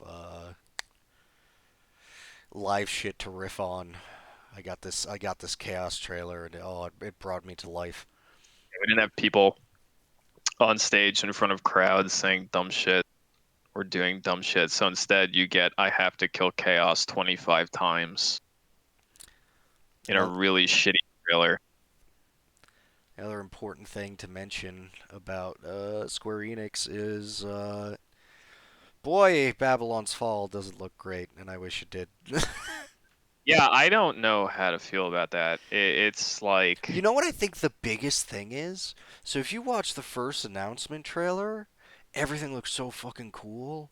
And then this one, uh, everyone looks kind of generic. And I think it's 90% the helmets.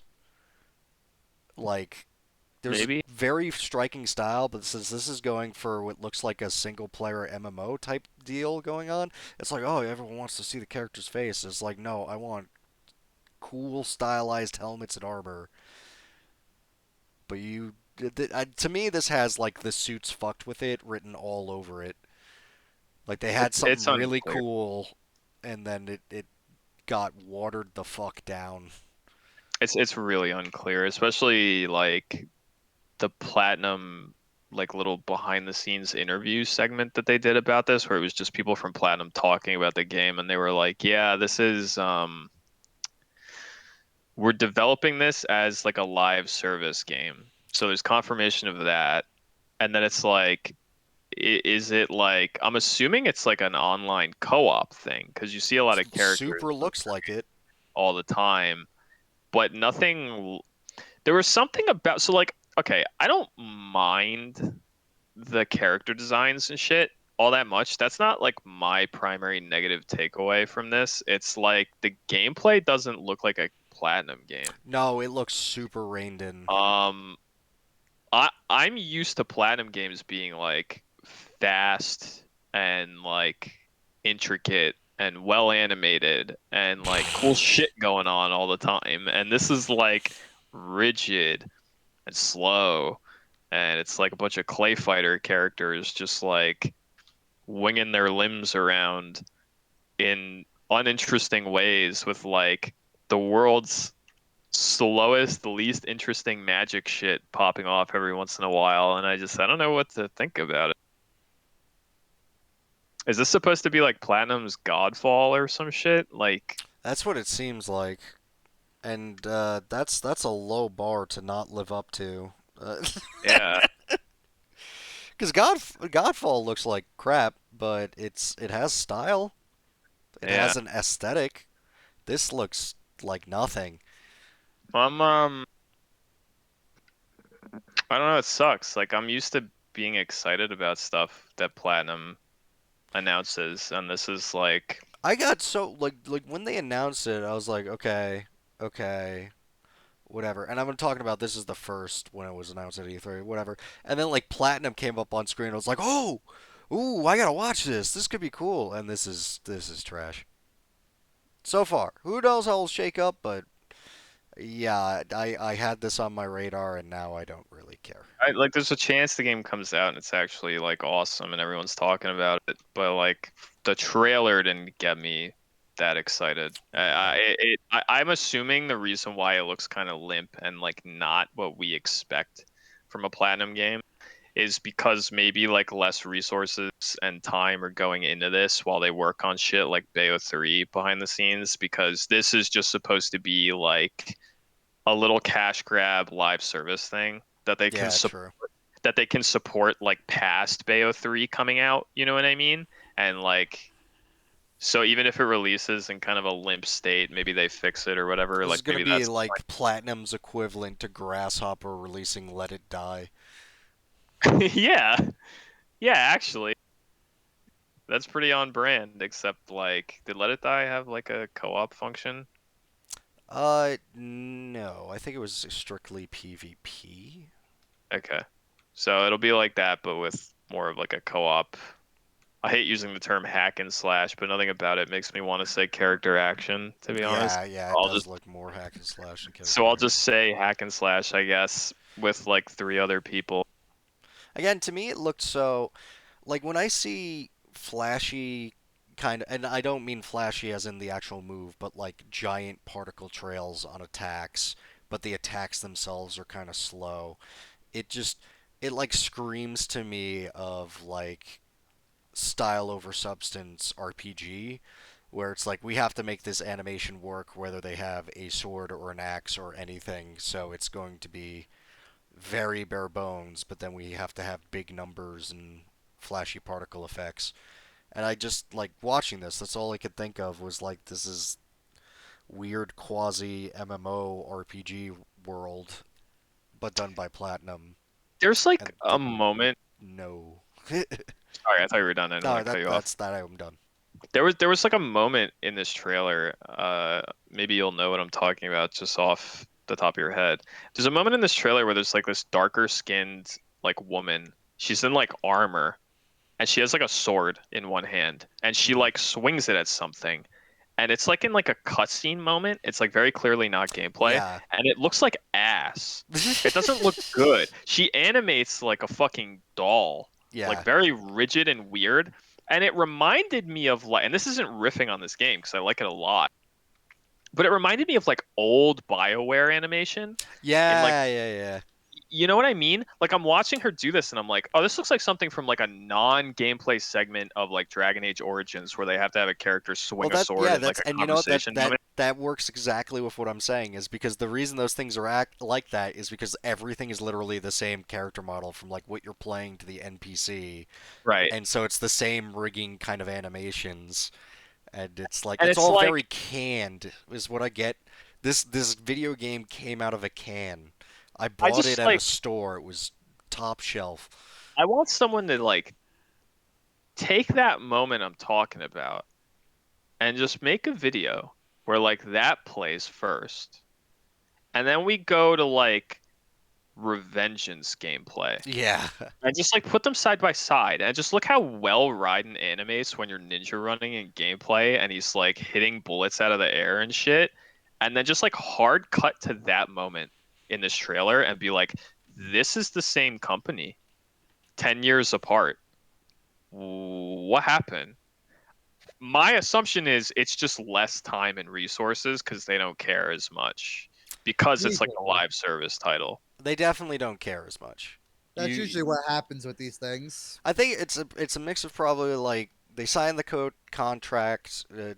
They're also working on Bayonetta. COVID happened, and it's like, ooh, our production's gonna get fucked.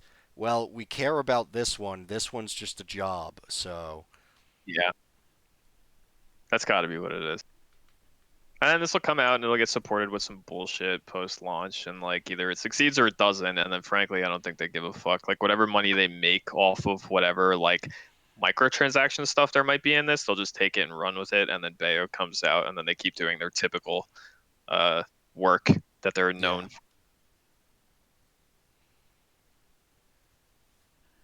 So who knows? Not a lot of excitement for Babylon's Fall. speaking of, what did you say, Kamiya?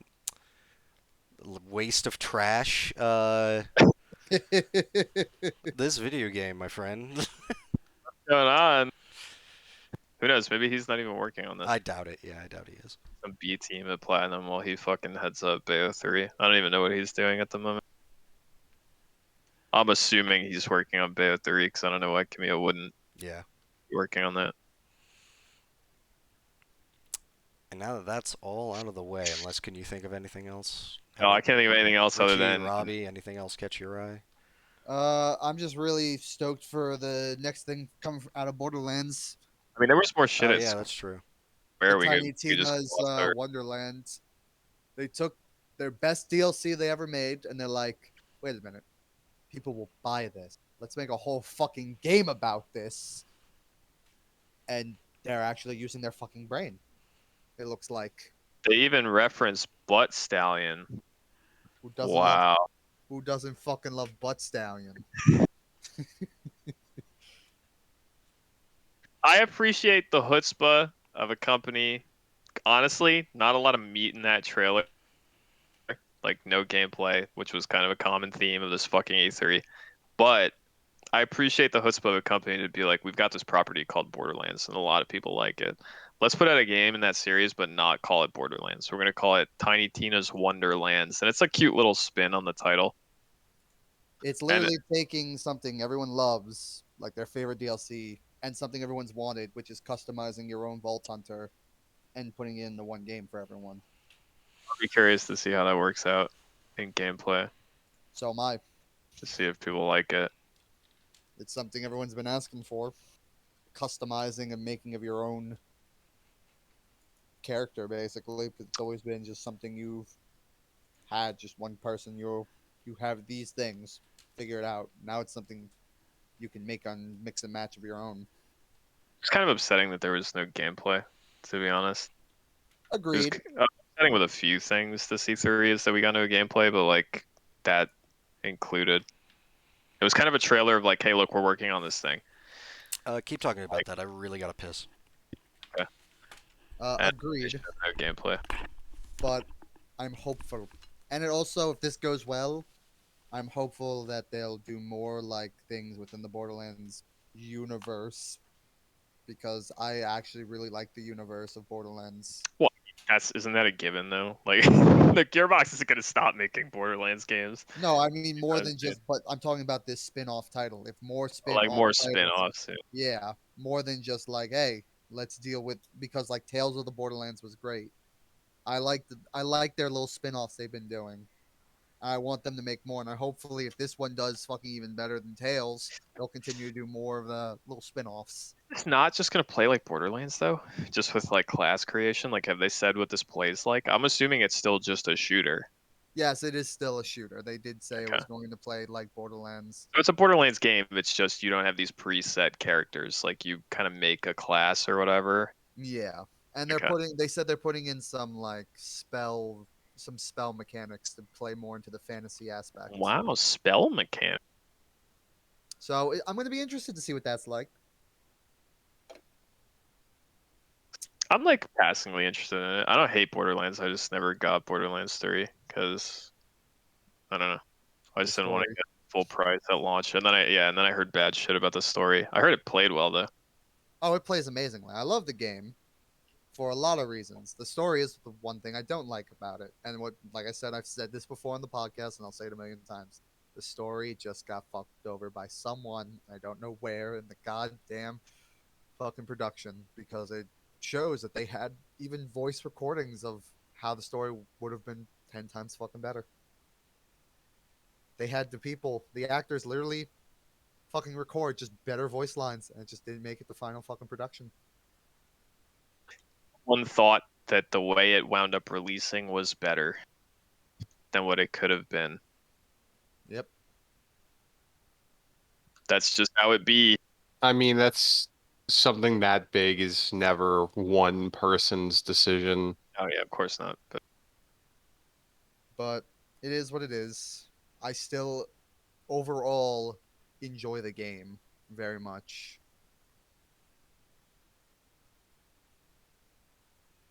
I Unless just like kind of to go off because you guys asked me opinions. Nothing, honestly, from any show really caught my attention with this E3.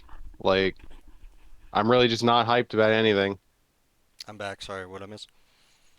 now he's finished up with Borderlands, and then Richie said that he hates it. Richie's Everything's not sucks. excited for anything. Like again, everything we saw was just like trailers that didn't show much for the Can we most like part. can we So, like True. backtrack really quickly from Yeah, so sure. we talked about the Borderlands thing, but there's still shit from Square I wanted to talk about before we get off Hit of it that up. to just wrap the conference. Everything else about that Square conference was dog shit, right? Or like just not that exciting. Like they talked about a lot of other weird Final Fantasy stuff that I don't really have like any care in. They talked about like Black Panther, Marvel's Avengers and shit. But then the last thing we can talk about, which was technically actually the first thing they showed, I think, is the reason why Deus Ex is dead. Oh God. And that is Marvel's Guardians of the Galaxy, made by Eidos Montreal.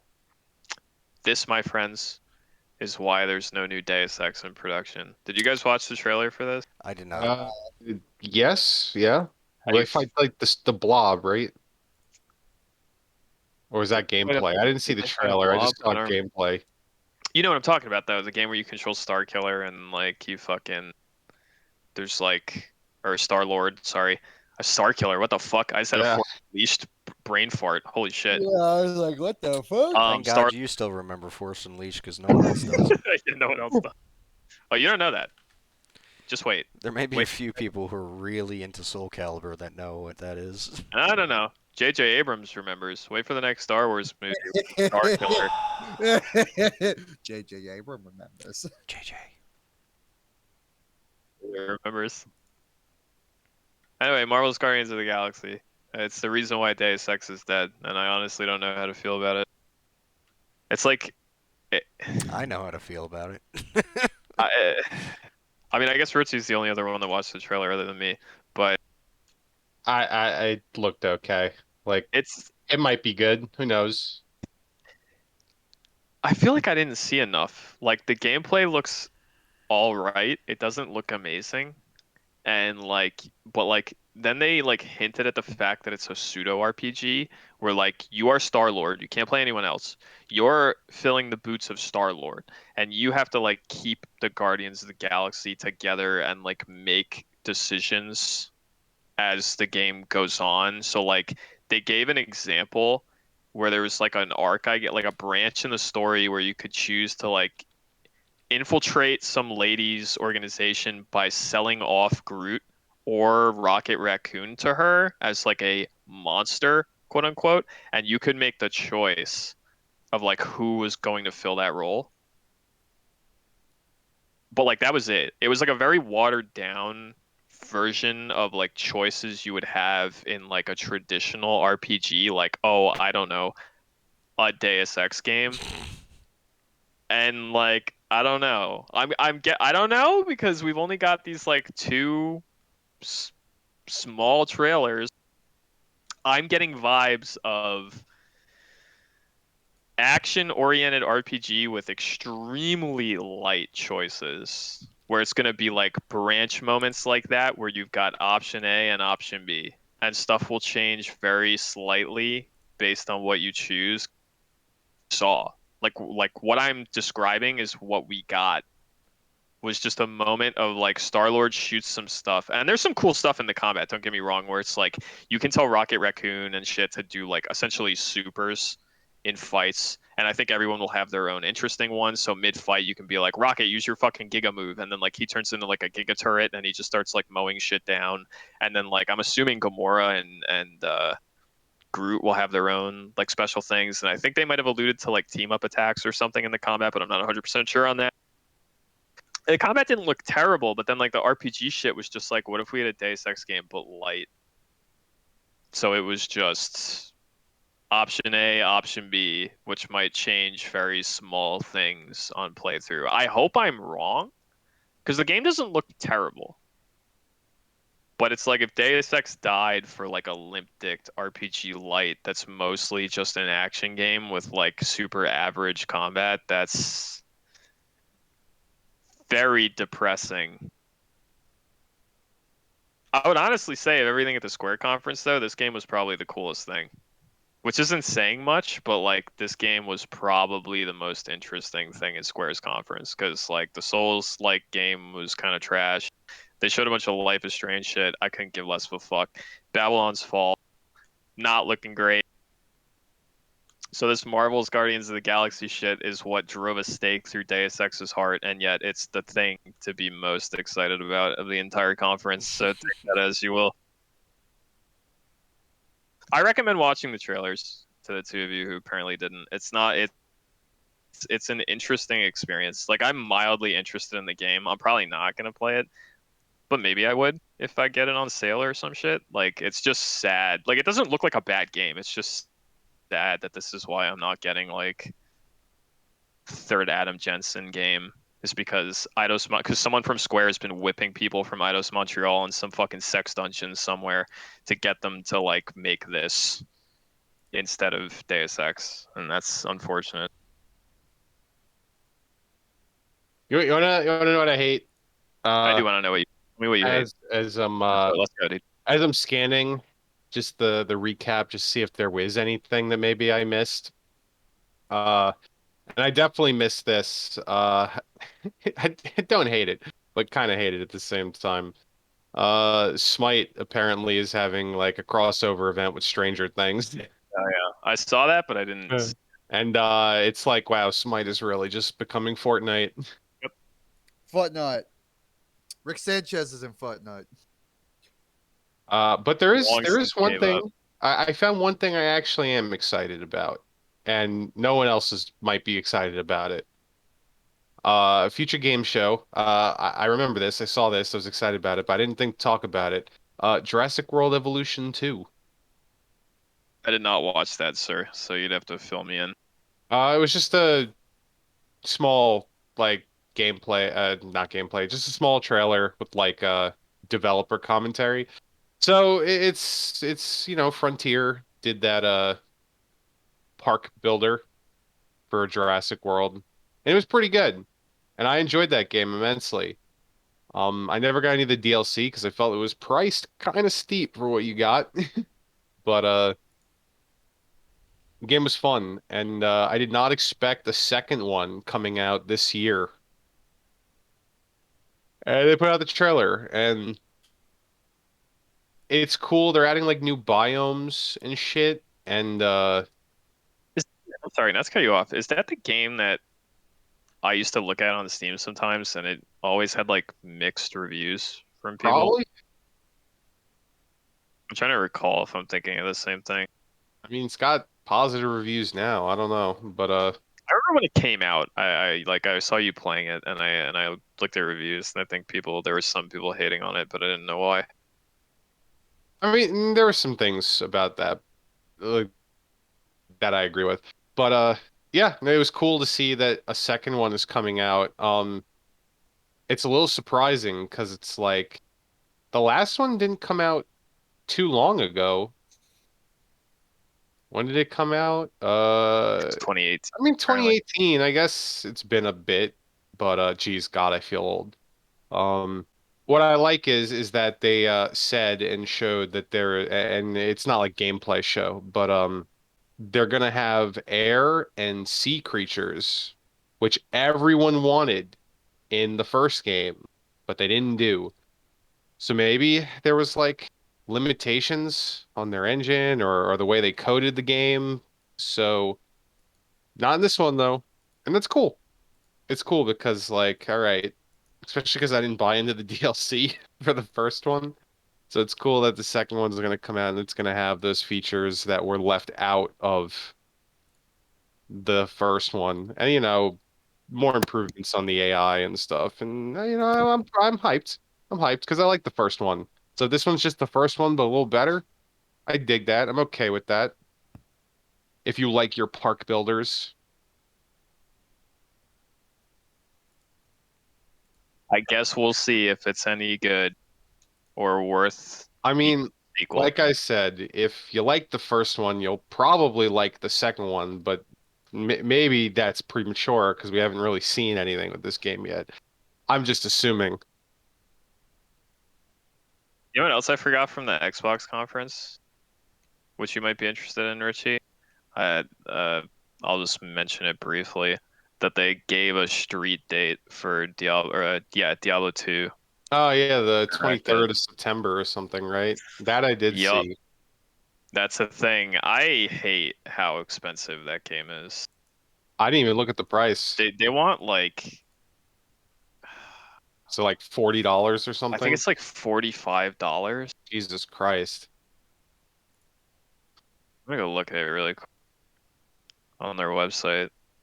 Here you go. Let me click this gigantic pre-purchase button.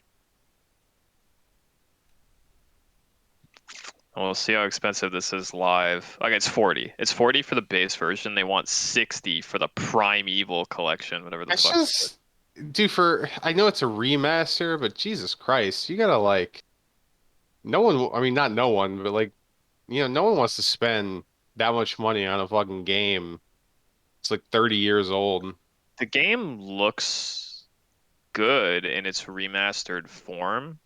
Like you can tell it's good, which is because they hired different people to do it because they didn't want to repeat their old mistake of fucking up a remaster. So the game looks nice, but I don't think it should be any more than like $30.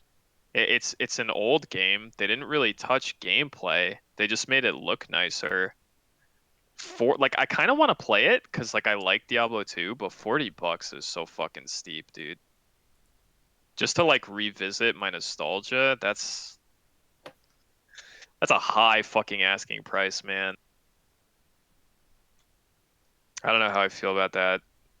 But if you're excited about Diablo 2, it comes out in like fucking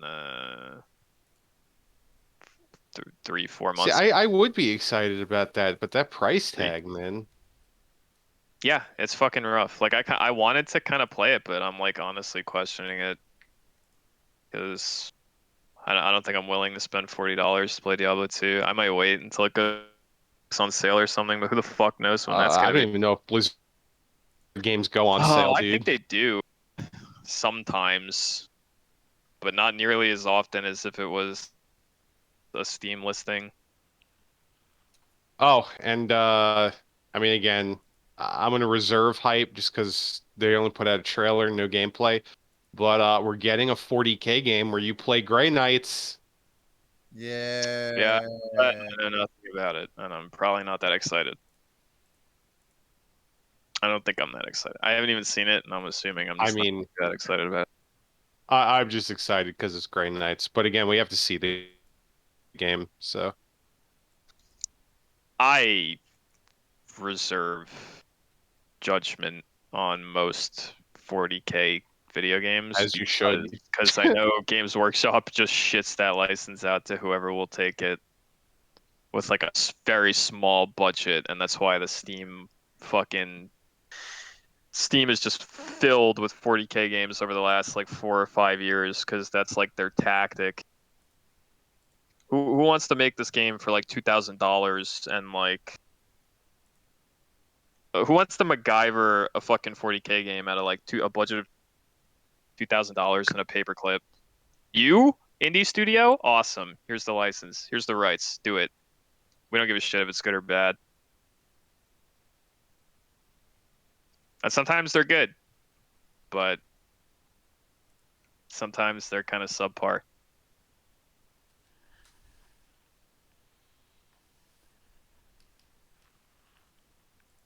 Can we talk about how absolutely garbage Warner Brothers conference was? I wasn't So- even aware they had one. Like, Yeah. I don't blame you. I don't blame you for not knowing that because it turned out that all Warner Brothers time slot was one game, and it was that Wow. Left 4 Dead game that they're marketing. Back for Blood is what it's called, and literally, it's all they showed. There wasn't even an NRS presence. Like, whether you believe in the tinfoil hat prophecy of Marvel versus DC, or you think that they're just working on Injustice 3, it doesn't matter because neither was there. It was just this Left 4 Dead knockoff game. It's all they showed. They didn't show any of that other shit. None of those other like Batman property games that we know about were there. It was just Back for Blood. Fucking lame, dude. One of the biggest wastes of a time slot in all of fucking E3. I don't even have anything else to say about it other than that because I didn't even really watch a lot of it. I watched like the one cinematic trailer that they showed for that game, and then I was like, all right, You We wanna? watched the entire Yeah. conference. I'm circling back a bit just because I rewatched it. Sorry, brain fart. I'm sleepy. Um, Yeah, I'm starting to vote. let's I go. don't I People don't like know to if say, people are like if this was you know, game developers and or Games Workshop making these 40K games realize that like Nurgle is hot, or people want to like joke about the COVID pandemic. But almost every villain now, every bad guy in like every 40K game is Nurgle now, or Because any Nurgle is the Warhammer game. best. Well, Nurgle's the best. Nurgle is very visceral. is Like it? Like you want to show off it some used to be Corn. graphics. Like Corn used to be like the one, and No, then but again, so here's the thing: is corn is men who what stab, and that's cool and all. But if you want to flex some graphics muscle, check out these flies and organs spilling out and these bloating and the pus. Can I be honest with you? Do you know why I think that is? I I think it's because with Nurgle you can be like, and this isn't a dig at Nurgle. I like Nurgle. I think Nurgle's cool. But I think with Nurgle in a video game, you can get away with being very unoriginal because you can Mm, just be like zombies. that It's too. zombies. So like with Darktide, why do you think we got like Nurgle shit all over Darktide? Because we the can shoot zombies. plague zombies endlessly as like the main horde enemy. See, You that's know the what thing. I Yeah, mean? we got Darktide, Nurgle. This Demon Hunters game shows Nurgle demons. Vermintide 2 And, has fucking Nurgle all over it, and it's had Nurgle all over it for years too. yeah, I mean that makes sense with like Skaven and shit. But Nurgle, fucking the AOS game Stormgrounds came out. There's only one Chaos faction in the game. It's Nurgle. Like it's just fucking every game just has Nurgle in it now, and it's like when did that happen? Because Zinch is nearly impossible to do. And Slanesh is not rating friendly. Slanesh is impossible to do for a completely different reason. And then yeah, so Nurgle's kind of boring, and then also Corn can be kind of boring because it's Stabman. It's Stabman or Rotman, and it's See, like this is our I choices. actually, you know what? I don't, it's just a small tangent. Make it real quick. I don't agree that Slanesh can't be done because you don't have to have a Slanesh like character or characters literally like hits out raping each other. There's so many like avenues and like different like things you could do with Slanesh, but that's just me. I really think it's honestly, I think to kind of piggyback off what I already said, but describe it a little bit more, it's that Just Slanesh isn't as easy. visceral and like easy You know, like with Slanesh, it's like, yeah, we got demonettes and we have these like weird horse monsters with these freak anteater faces and all this weird shit. And it's like, yeah, that's cool, I guess. But how do you like sell that to someone who maybe doesn't know a lot about 40K when with Nurgle you can put a screenshot on the Steam page that's like, look at this fat ass fucking greater demon and he's bloated and there's pus and there's zombies and blah blah blah. You get this just by looking at it, even if you know nothing about 40K. Do you know what I mean? It's like there's face value to Nurgle. With Slanesh, it's like you got to use a couple brain cells to figure out like what the fuck you're looking at, and people like that face value shit. And with Corn, it's a similar thing where it's like Corn. A lot of Corn's demons are like kind of stereotypical demon designs. I like them. I'm not saying they're bad, but it's like Right. you look at Bloodthirster and you're like, yeah, that's like a hair metal fucking. That's a demon, man. Like you look at that and you're like, that's a demon. I could see Doom guy shooting that in the next Doom game. You know what I mean? Like, Yeah.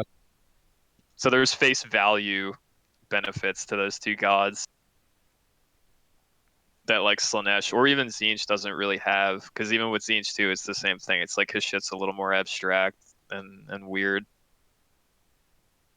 So, but that's just my assumption of why we get more Nurgle than anything else, or Corn for that matter. The fuck else are we missing from E3? No, we What haven't I don't touched think there's anything Nintendo. else. other disappointing shit can we talk about real quick? Bandai Namco's was ass too. Let's get that out of the way real quick. They literally only talked about Dark Pictures, The House of Ashes. The only thing they talked about. You No want to tech. hear the craziest thing about that? Just today, they announced Super Robot Wars 30 is not announced and coming to America, which is a Bandai Namco huge thing. It's literally a giant love letter to giant robot shit. It's a tactics game, and And it not wasn't their not at their conference. fucking E3. No, Makes sense. Good decision. not all of them come to the West either. So it's a big deal that that's even happening. Sure, you're very excited about it. I am. How did I know? Let's see who they have in it.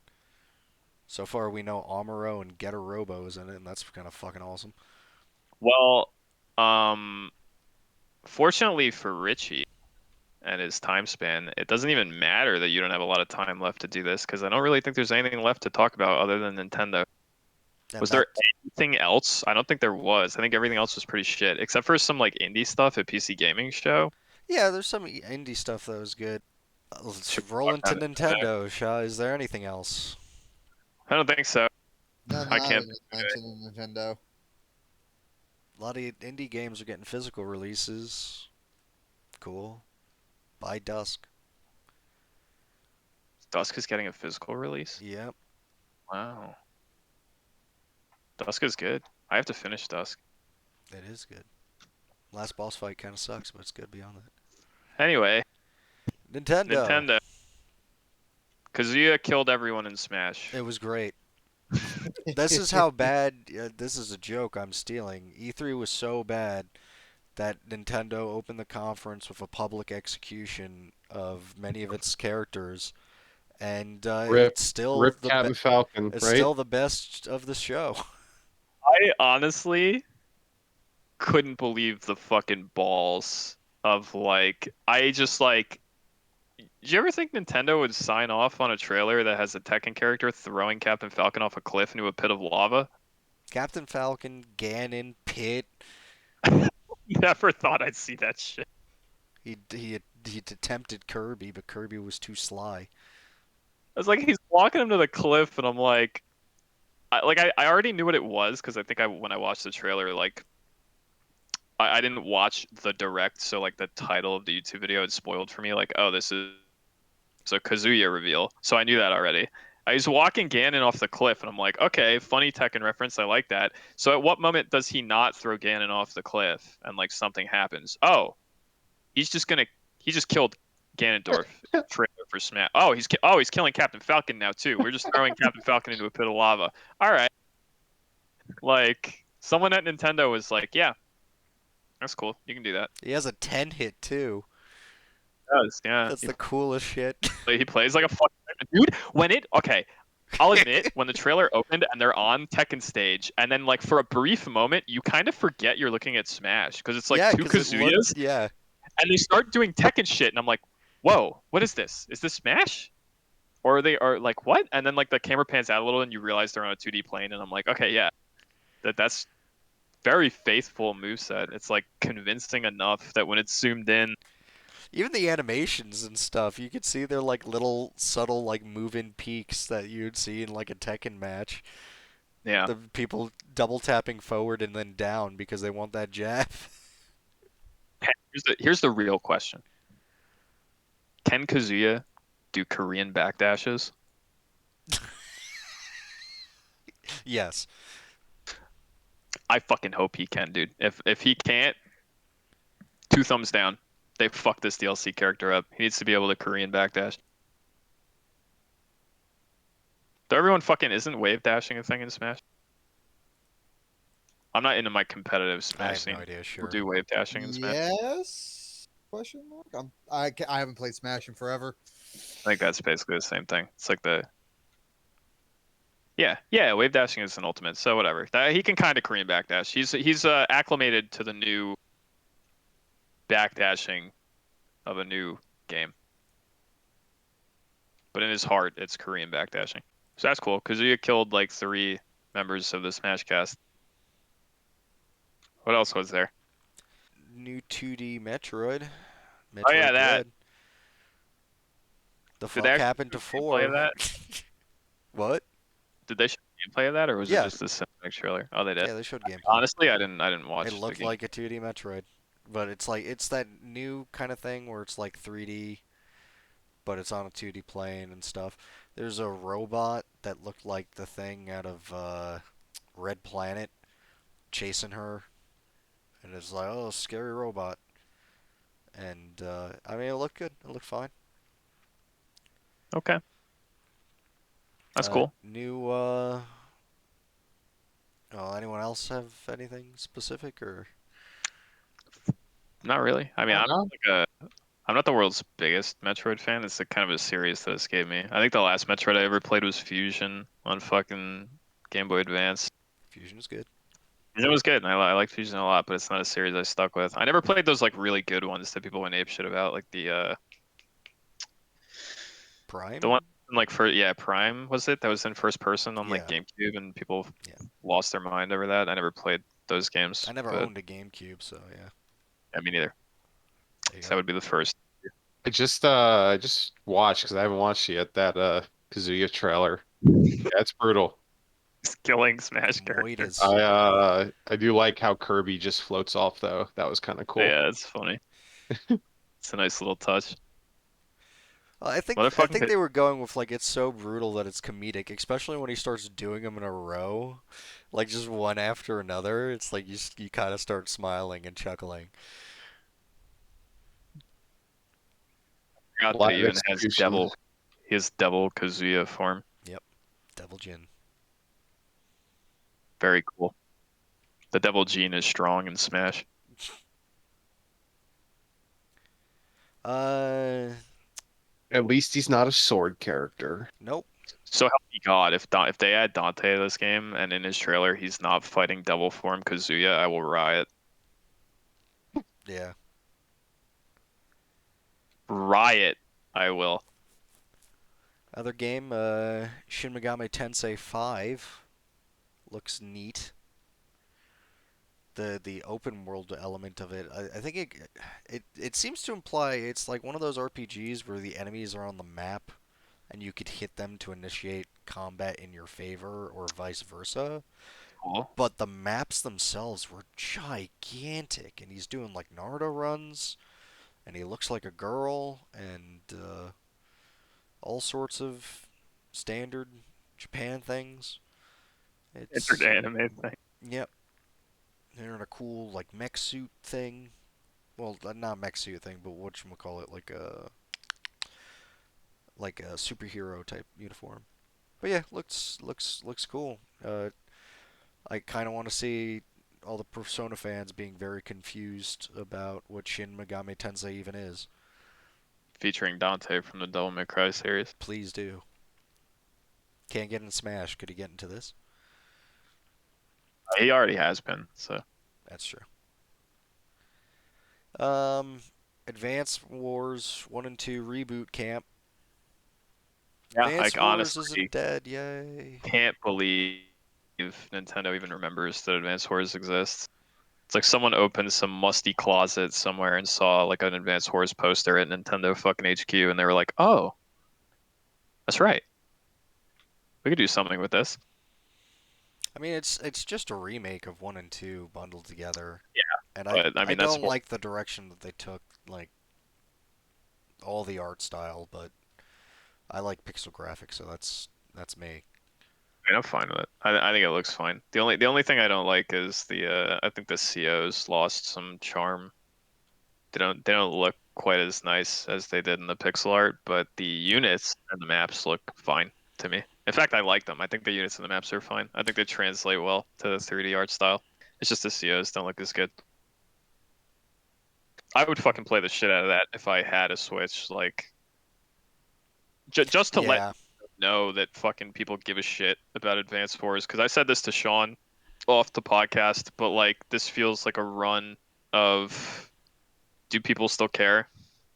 Like let's make this remake and see if people still care, and then if they do, maybe we make another one. That's what it feels like to me, at least. yeah, I think that's a fair assessment. I mean, what else? I think that's the main things of note.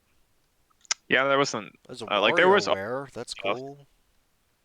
There was some like Fatal Frame shit, Yeah, but wasn't it just like an old game? yeah, it's like our Switch remake port thing. Yeah, I mean they had trailers for shit that already exists. Like I think Tony, like I'm looking at the E3 recap, they had Tony Hawk's Pro Skater stuff coming to Switch, Doom Eternal DLC coming to Switch, just a bunch of shit that we already kind of knew about. Hyrule Warriors is still getting support.